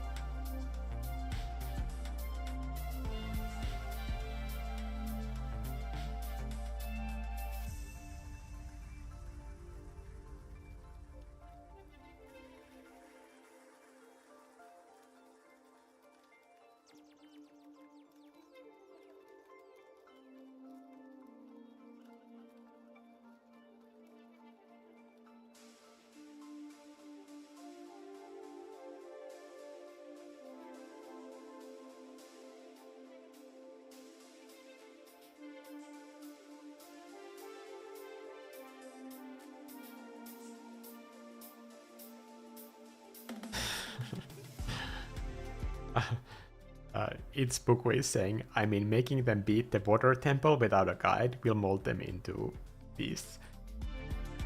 I would do that. I 100% think that water temple is the greatest Zelda dungeon ever made. I'm not trying to rage bait here. I 100% truly think this. I think only a complete genius level designer would ever be able to create something like that.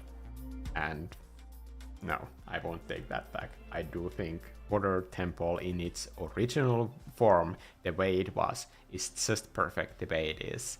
And I don't mean just the level design, I mean the music, this dungeon music, the visual aesthetic, perfect for the theme, and just the puzzle logic is just in every single way perfect. I couldn't make it better in any way.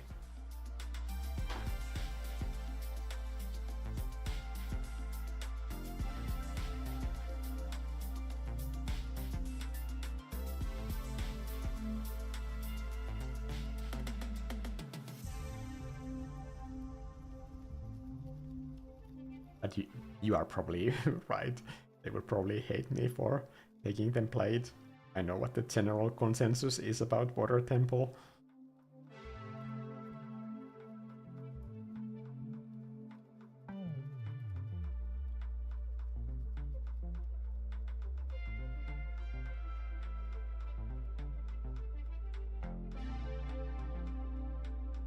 Here I'm just adding like small blotches of desaturated light blue. It's almost the same color as these leaves, so you probably won't be able to tell it that easily. It's just to make these color areas more deep and interesting, as the color is kind of like bouncing back and forth between those two areas.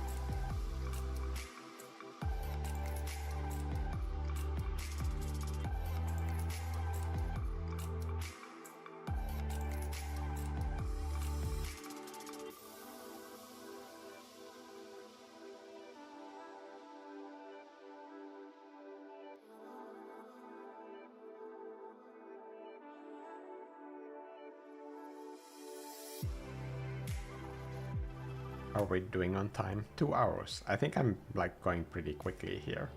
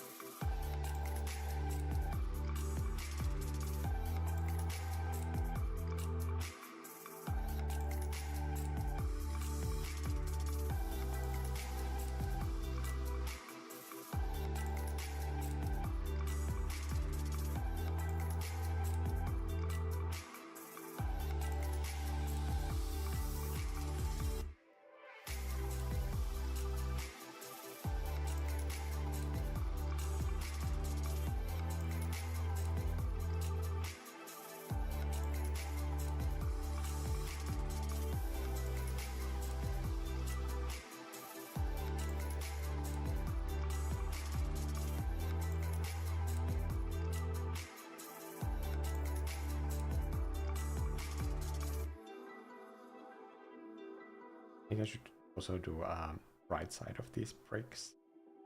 Same way. Duplication here. Crank up the saturation.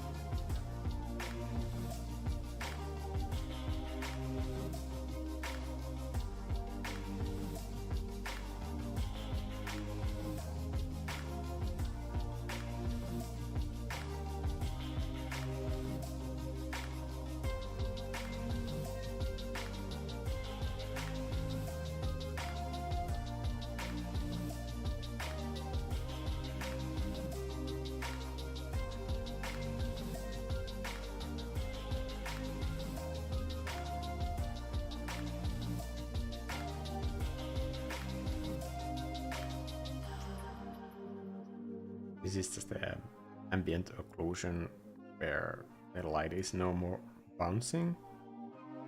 Eventually the elements that are close together kind of prevent the light from moving around.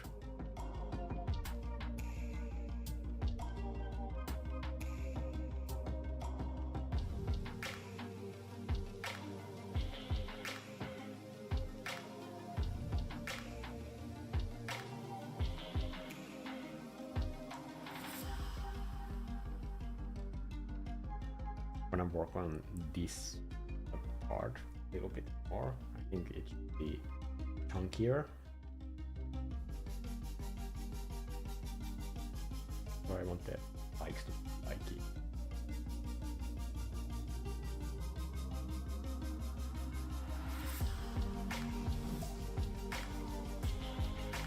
Again, my apologies for zooming in so close.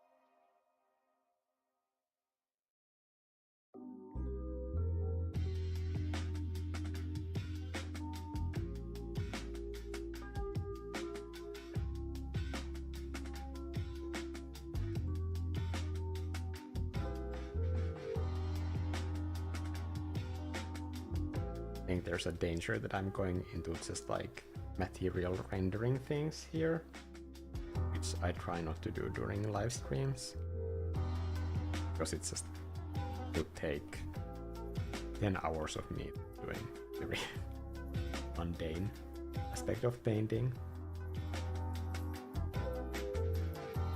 But if I'm in an area where material rendering can solve some of the visual problems, I try to do like one area that I can leave to myself as a guide, that like do it this way later. That way, when I just finish up some of my paintings that I have done in these live streams, it's pretty straightforward, even if it has been days since I last saw that piece open.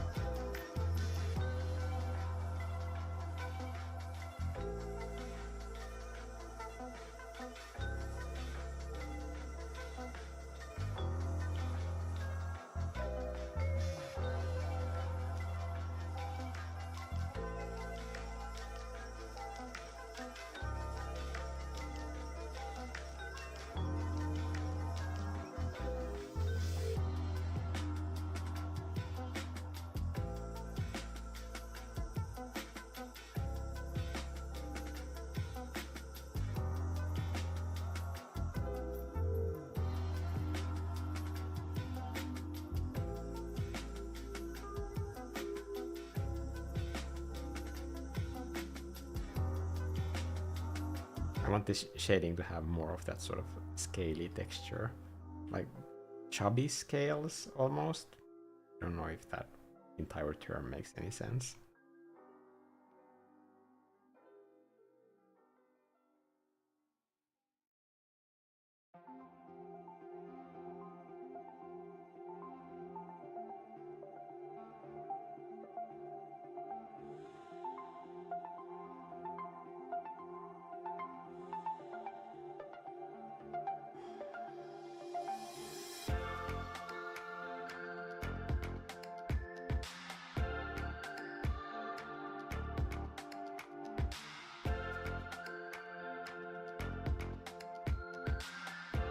Dev is saying Ocarina of Time was my favorite game as a kid. Mine as well.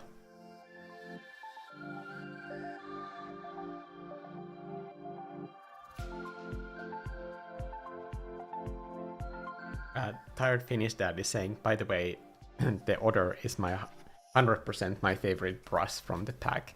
It has been my go-to from the start. My current Nightscape is 95% Otter.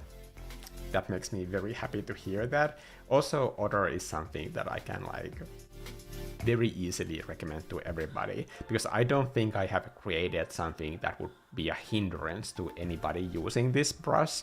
Some of the brushes in the oil set are more tricky and have like more complex mechanics that require kind of like getting used to, but Otter is one of those things that like I honestly don't think it needs explanation. You just use it and it's very apparent how it works from the first few brush strokes. If you want to have a brush that is predictable, like when you are starting a brush stroke, that you know what it's going to look like before you have done that brush stroke, I think Otter is perfect for that.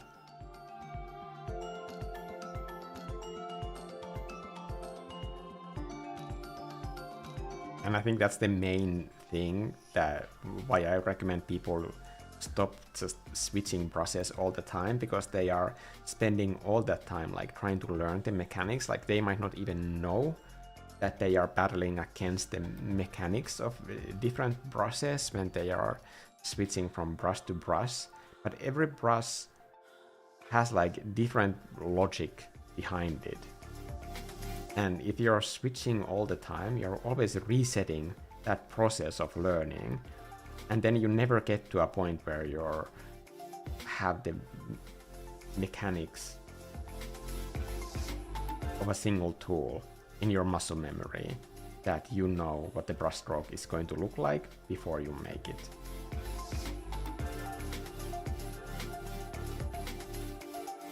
Also, this is why for beginners, I always recommend that, like, do not ignore the default round brush in any painting application that you might have, whether it's Fresco or Photoshop or what are there? Clip Studio Paint, like all of those. Like the default round brush is perfect because it's so easy to learn. It has like the most basic mechanics a brush can have. And there's a huge benefit in learning art, that you don't waste time in like trying to battle the tools. At least be aware that all of the tools have different kind of controls to learn. I think the eyelid here could be a little bit thicker.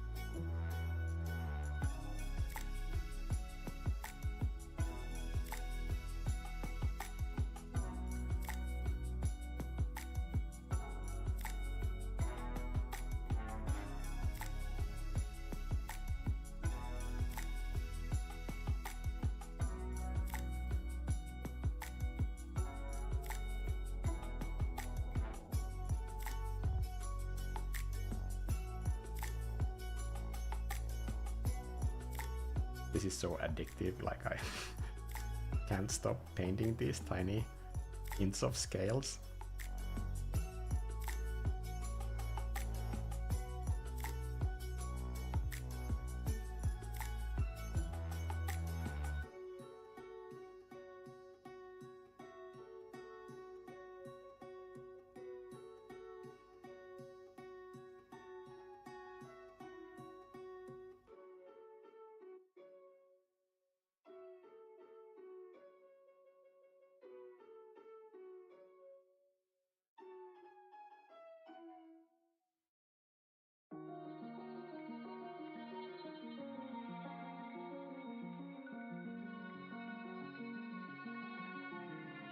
Did you know that Pokemon fans have a special area in their brains that no one else has?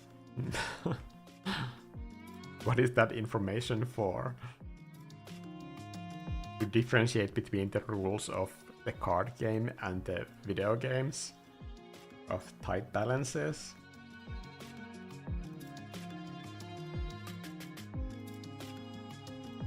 That would make sense to me.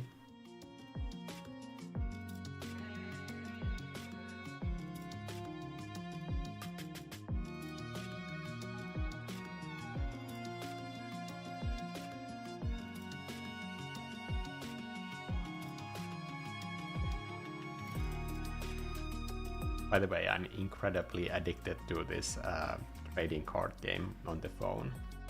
I don't think I'm like scrolling through Instagram as much anymore, but like I'm definitely not even like trying to quit my Pokemon trading card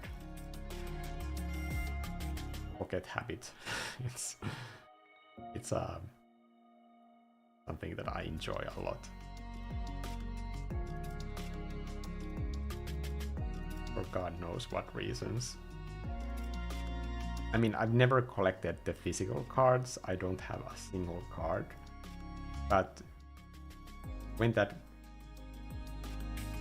phone game arrived, I understood that this is a way that I can appreciate the artwork without spending money on the cards.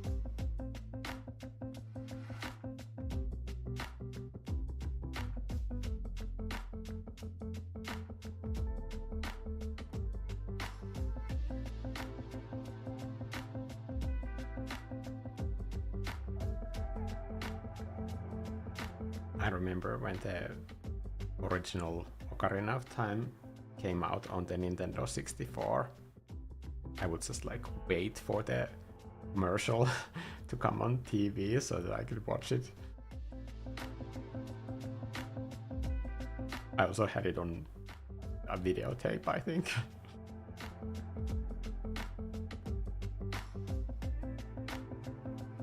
I was so into video game journalism, and I still am, but it's not quite the same as back then when we had video game magazines. I think I would just read those over and over, and it's the only reason why I have this channel and I'm able to speak to you in English, because I started learning English so that I would be able to read video game magazines when I was a kid.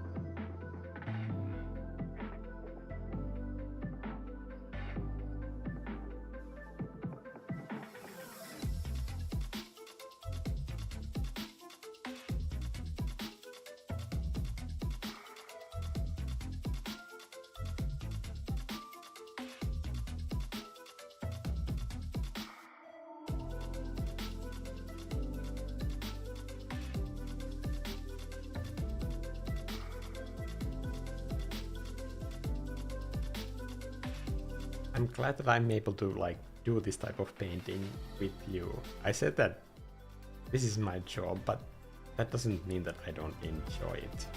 I mean, to me it's very enjoyable to be able to kind of show this dragon to you, and when that story came to me during a run, like I immediately have this like incredible feeling of just like responsibility, that I am being like given this idea that it's not just for me, that I need to kind of like get this idea across the finish line to other people as well, because I'm not that important that this would be just for me,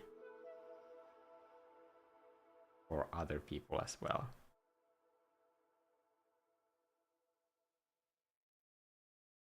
And I always like feel the weight of that responsibility when ideas come to me, and it's so enjoyable to me when I am able to share those ideas with other people. That's when I feel like I have done my job, basically.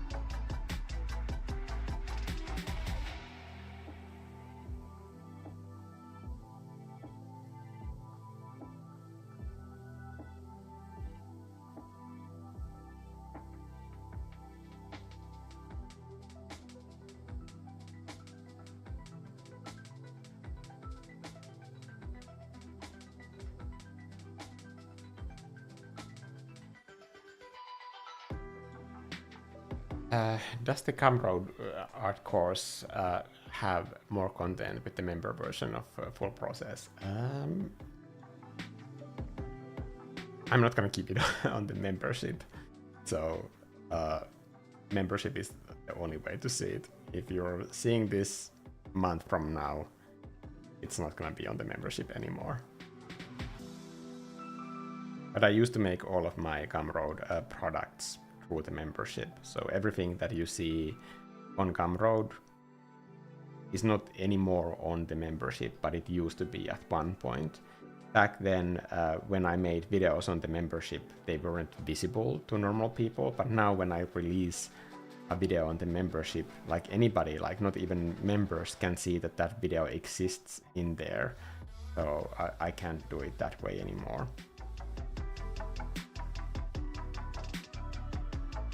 So because of that, I made the membership more sort of like interactive in a way that I focused more on doing the art assignments and creating content for those.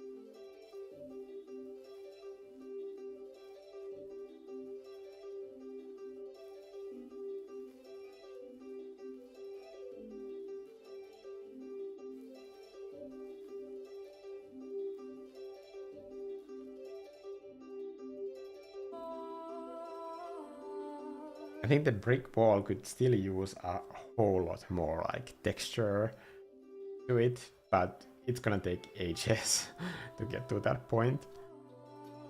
And it's probably going to be quite boring work, so I'm not gonna bore you with it. Just know that that's one of the things that I'm thinking of adjusting.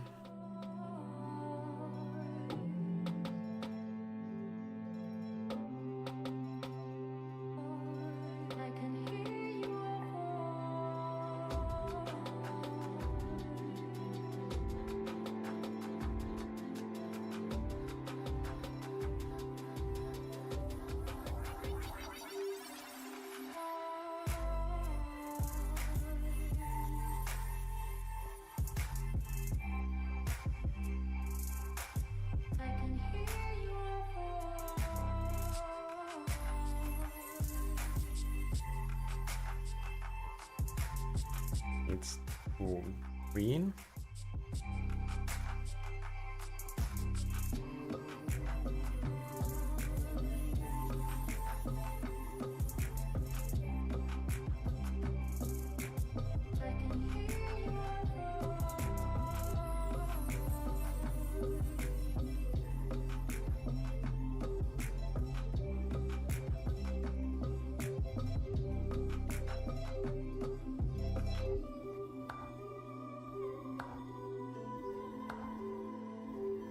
And no, it's not Ibis Paint, it's Procreate.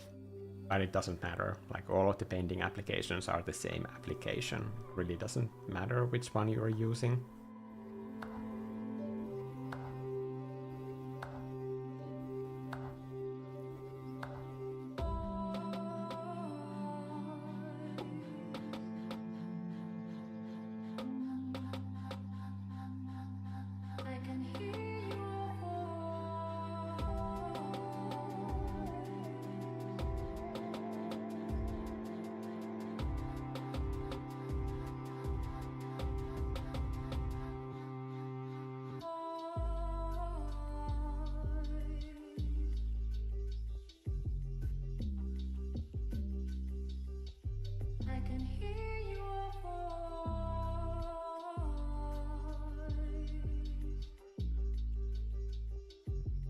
I don't know what track this is, but it's great.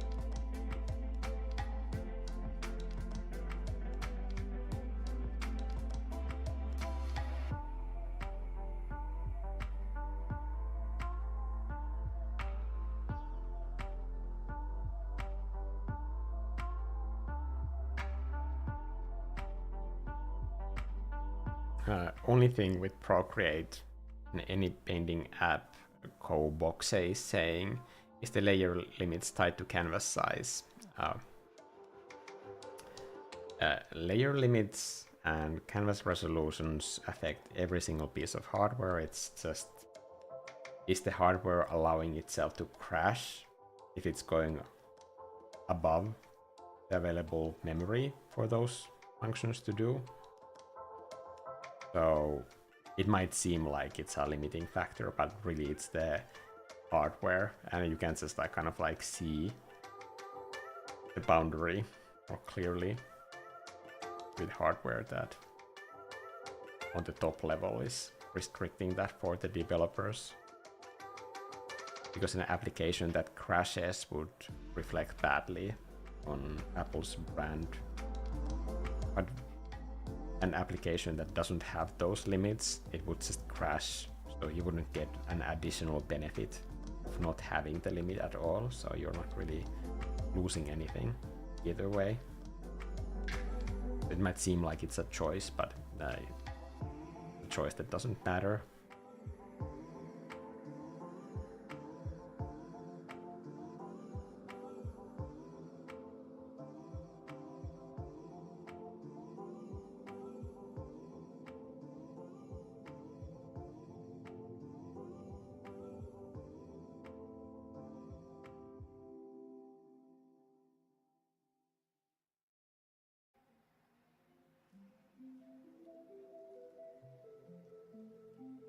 What is chaos theory?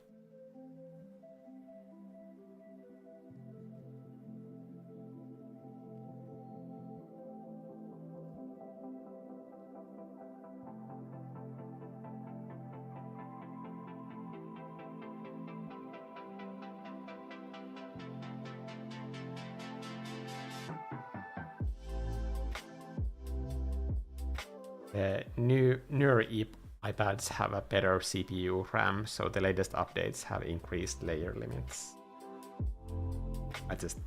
I can't afford a newer iPad. Like way down the list of things that I need to use money for. But if you can buy the latest iPad, absolutely go for it.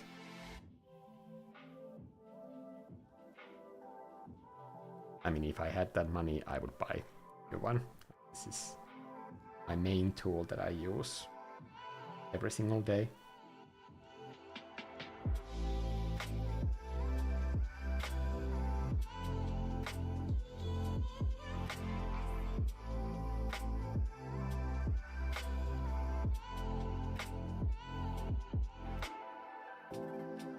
I really like working on this surface. Sorry if I've been doing it for an hour now.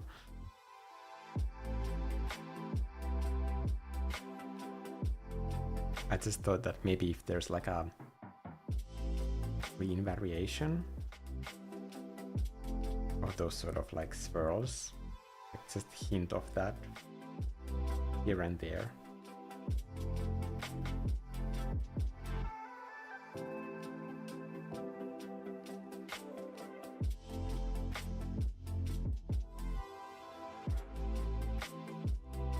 I'm doing it right now on this surface. I don't know if you can even see it. It's just making that color surface seem a little bit deeper, and it's reflecting these leaves on the right. It's pretty much the exact same value as the blue itself. It's just making that blue seem like it's a richer version of itself. Still mostly blue, just has tiny little brushstrokes green in the exact same value.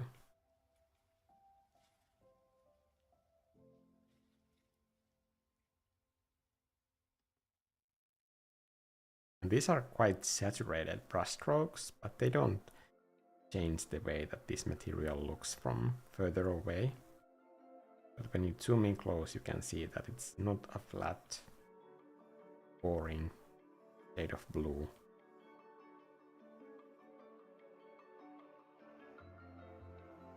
It has all of that life in it.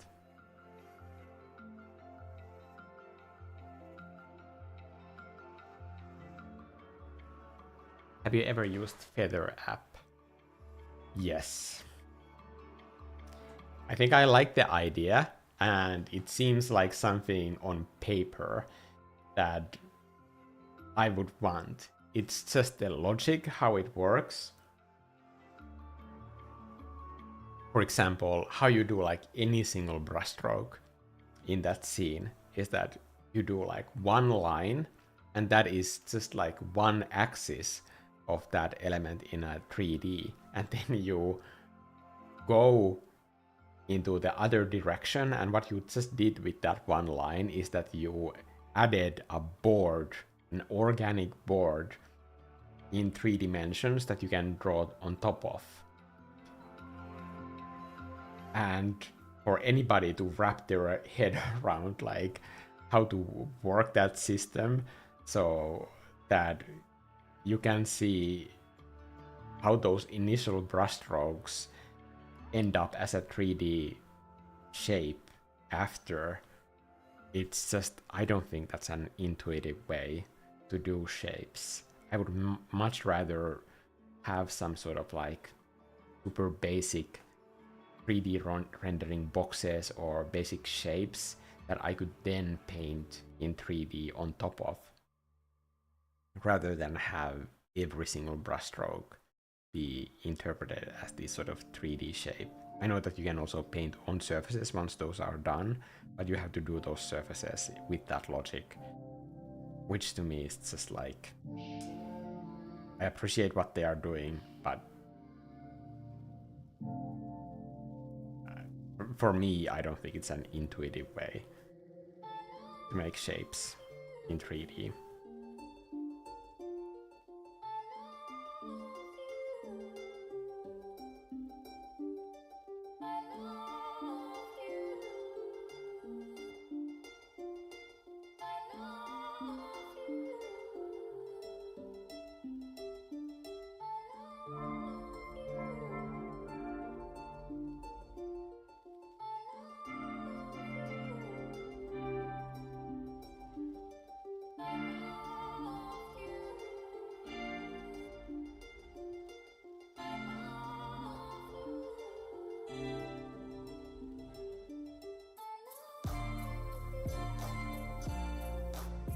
It's not for lack of trying. Like, I did look at the tutorials and follow them, and I did the shapes, and I just thought that like, this is so much work for like a basic 3D shape that even if I learn this, it's gonna be so slow that is it something that I wanna keep using?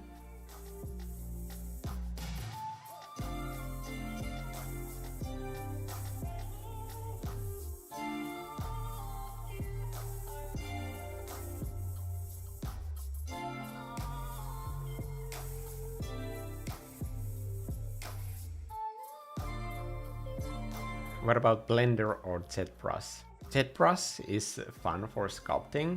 I have learned to use that for work.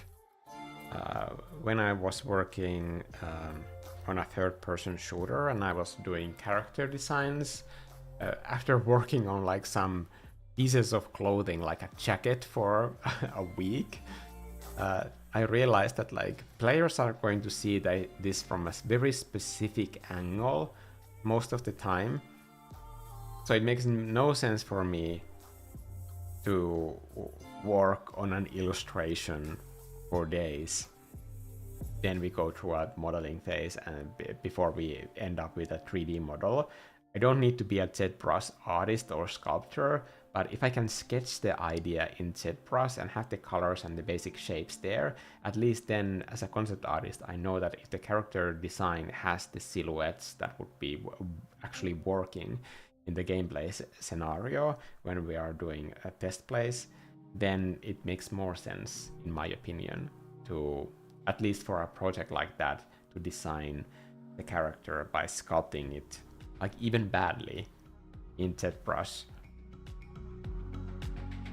And then do the concept, like here are the detailed callouts and here is the full illustration for a modeler, and somebody who is actually like a lot better at ZBrush to do it in a way that I could never in a million years get to their level because it's their job.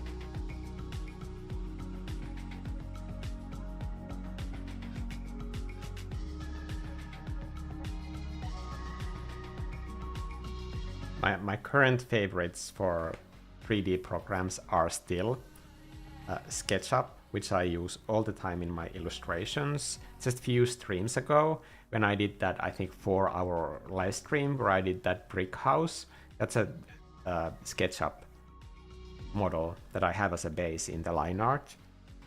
You can very clearly see the 3D there in the beginning of the video. I think in that live stream I also showed the sculpting process. Correct me if I'm wrong, but I think I showed that entire process in the live stream itself.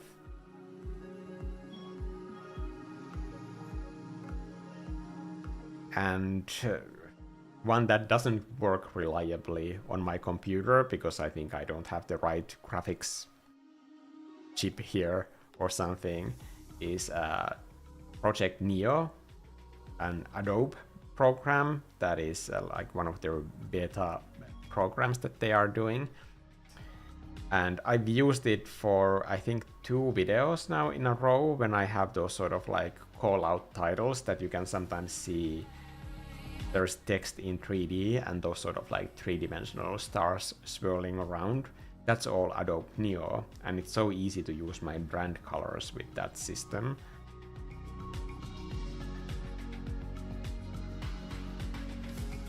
And you can easily render out just like a 15-second clip and it looks really clean. And that system is also super easy to use for templates. So for example, when I have multiple different title cards in the same video, I can just make the template once and then use it for all the title cards in that same video.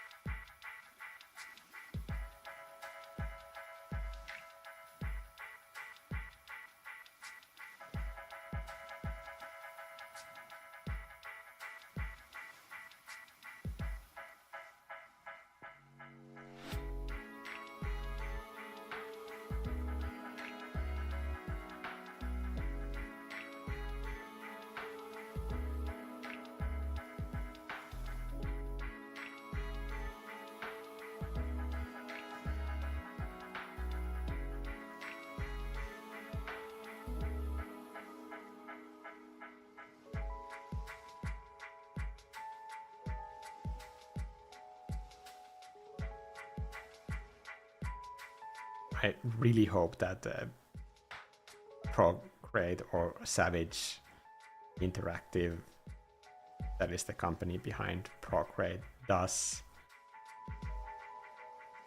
a 3D program. I really hope that the announcement that I flew to London to see would have been for a 3D program. I mean, Dreams is cool, but I'm not an animator, so it's not really aimed for someone like me.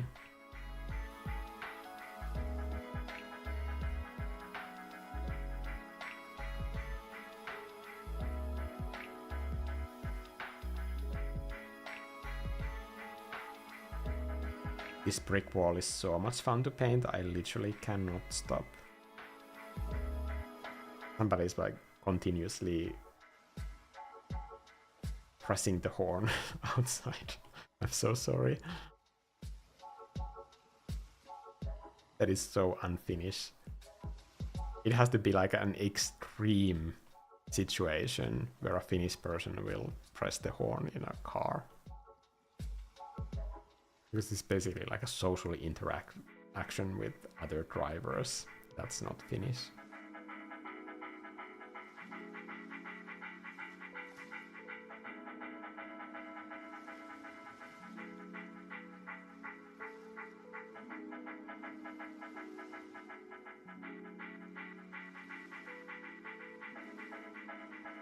I think this shine is like still not quite what I want it to be. I think it should kind of like peak around here.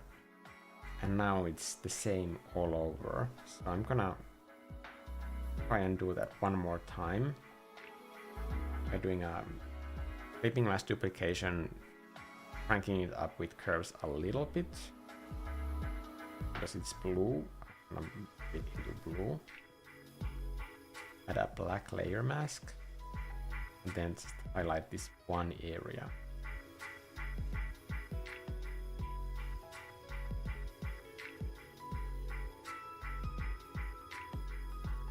Here. This is what I want.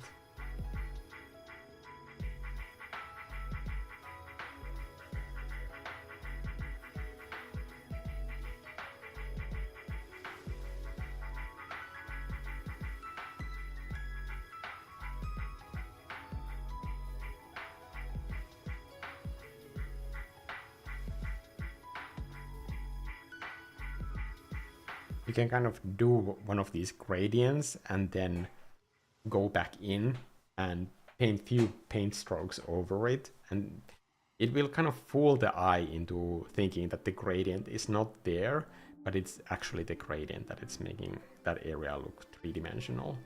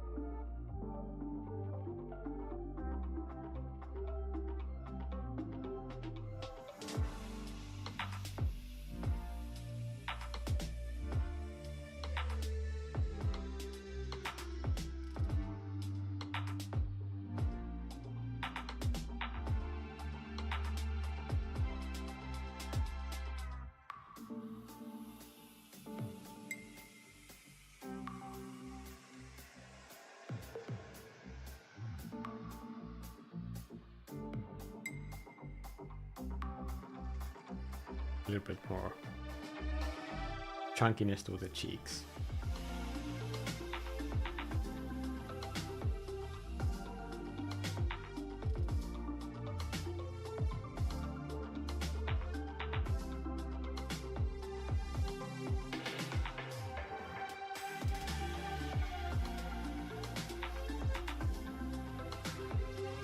Do you think that you're gonna do videos about character design?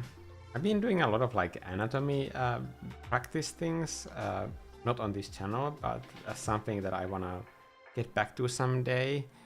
I have to say that I'm not quite sure how I feel about it, because I remember when I started like practicing art in the first place, just like everybody on the planet Earth, like everybody wants to do character design first, and it's super fun to design characters. But when I did it as a job, I did not enjoy the process of it. Just because of like, not because character design isn't fun, but like getting the character in a way that you kind of want it to look good into a game through the entire production system. Like that whole, like the politics of that. It's a game that I didn't enjoy like getting good at. Like I don't mean like getting good at character design, but like getting good at like getting my way through that system. Like it made me a very like ugly person that I don't wanna be anymore. So when I do paintings and I release them on my social media channels like Instagram, like those are the kind of jobs that people hire me for. If I do a lot of landscape and environment design places and fantasy architecture, those are the type of commissions that I get as an artist. So if I were to return to just like making characters like I used to, I wouldn't get those sort of commissions, and then people would, I don't know if people would want to hire me for character designs anymore, but if they did, it's not the kind of work that I want to be doing anymore. So maybe, I don't know, if there probably is a way to go around this if I ever want to like do more characters, is to maybe like just keep the ratio in a way where it's still more likely that the clients would be environment artists.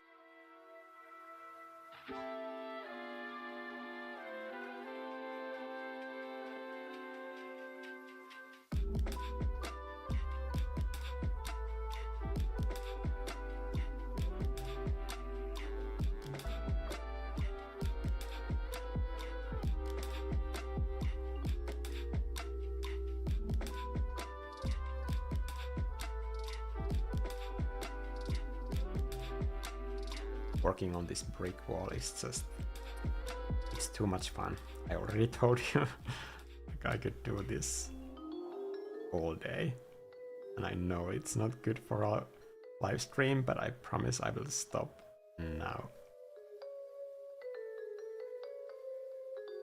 But I do recommend everybody to like paint a brick wall like this because it's so much fun.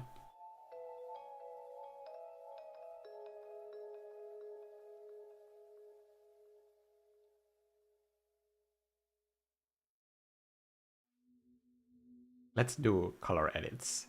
Oh, we're already at 3 hours. Should I do that? Let's do some color edits. I'm just gonna do copy canvas, paste.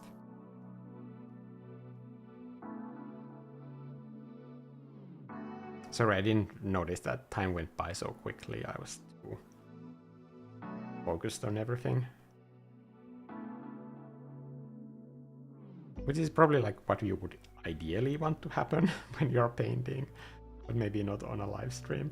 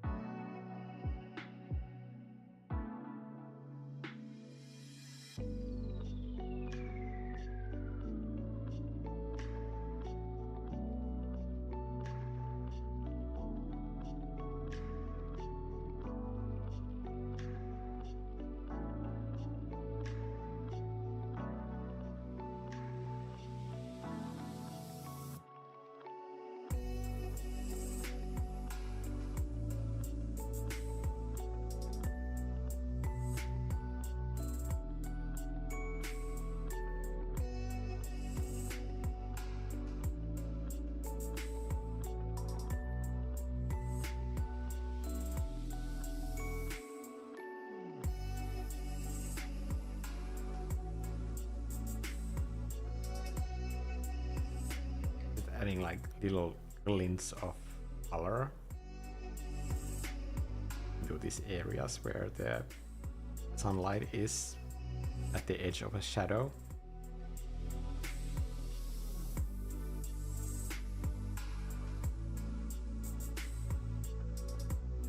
It's adding these light areas a little bit more saturation.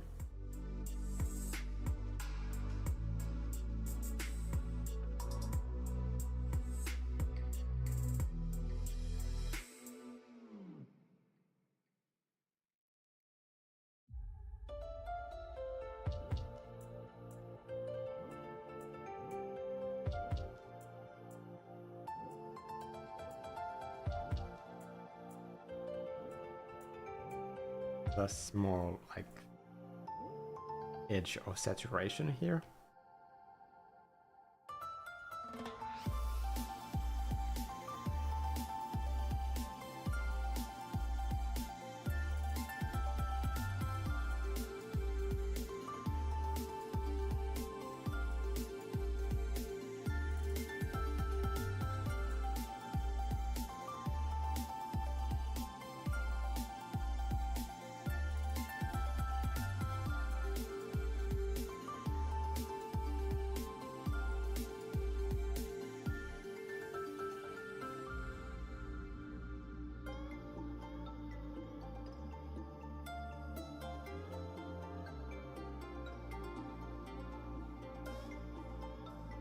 It's very easy to go overboard with this effect, so I'm trying to kind of rein it in.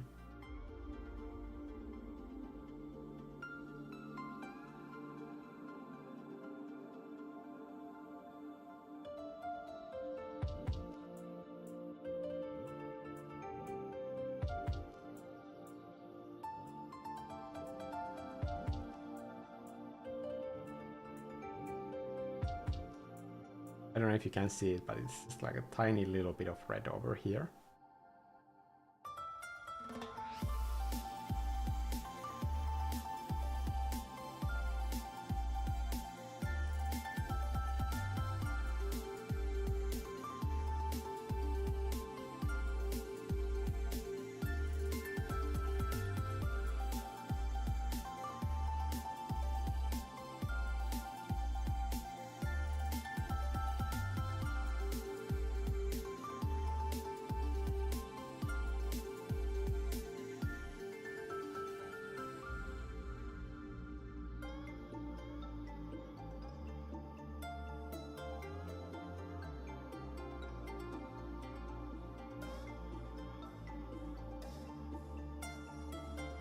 I'm trying to brush all of this in as quickly as possible. I'm a little bit surprised that I have already painted 3 hours here. I didn't notice that at all.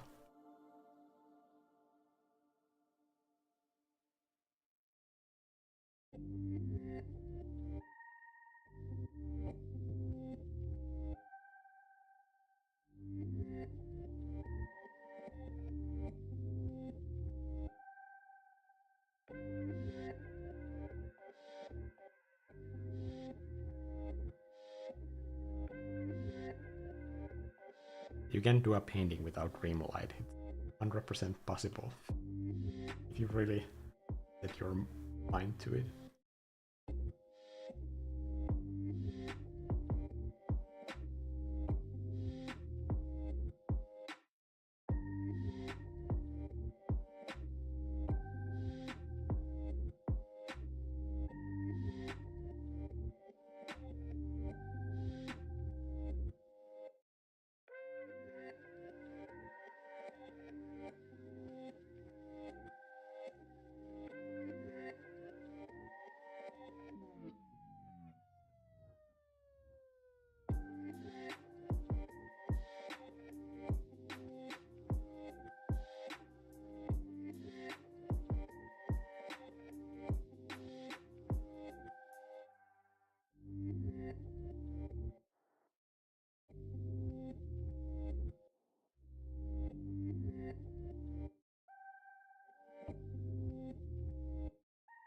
did want to do like one part that I should have done with layers, but I didn't. So I'm just gonna do one more copy canvas if I still have the layers.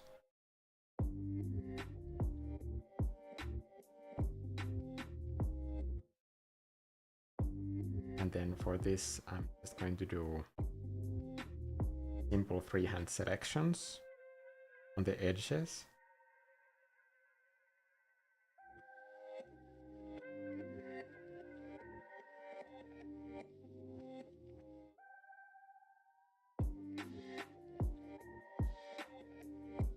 And then for this selection, I'm adding a feather, a big feather. And now I'm doing a Gaussian blur.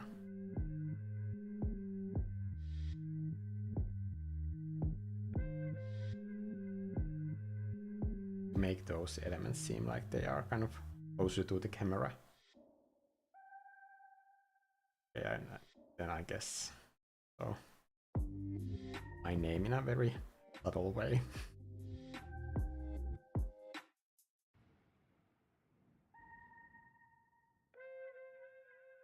Somewhere where it's not destroying the painting.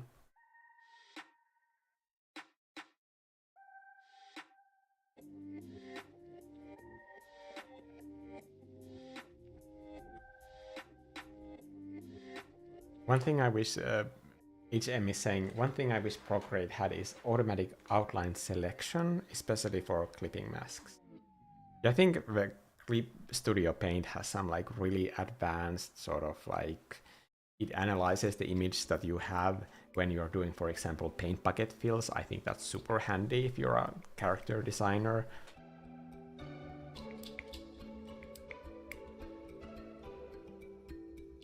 Also, I love the mannequins that you can use in Clip Studio Paint. If I have to do like a scene with tons of different characters, I would definitely open Clip Studio Paint and then just like block it in with those 3D mannequins first before I start drawing. It's really handy for that. I do a full screen of this. And that's our dragon, the great descendant of the Earth Dragon that is here to protect this land from greedy humans. Thank you for joining this stream. I hope that you got some art done, or if you didn't, I hope that you can take this as your like sign that like now is the time to paint, even if it's just a hobby, even if it's just for fun. That's the ideal way to start doing it. Thank you everybody for your questions and keeping me company during this session, and I'll see you guys in the next video. Bye! If you have any questions, remember to leave them in the comments. I read all of them, so I'm not ignoring anybody.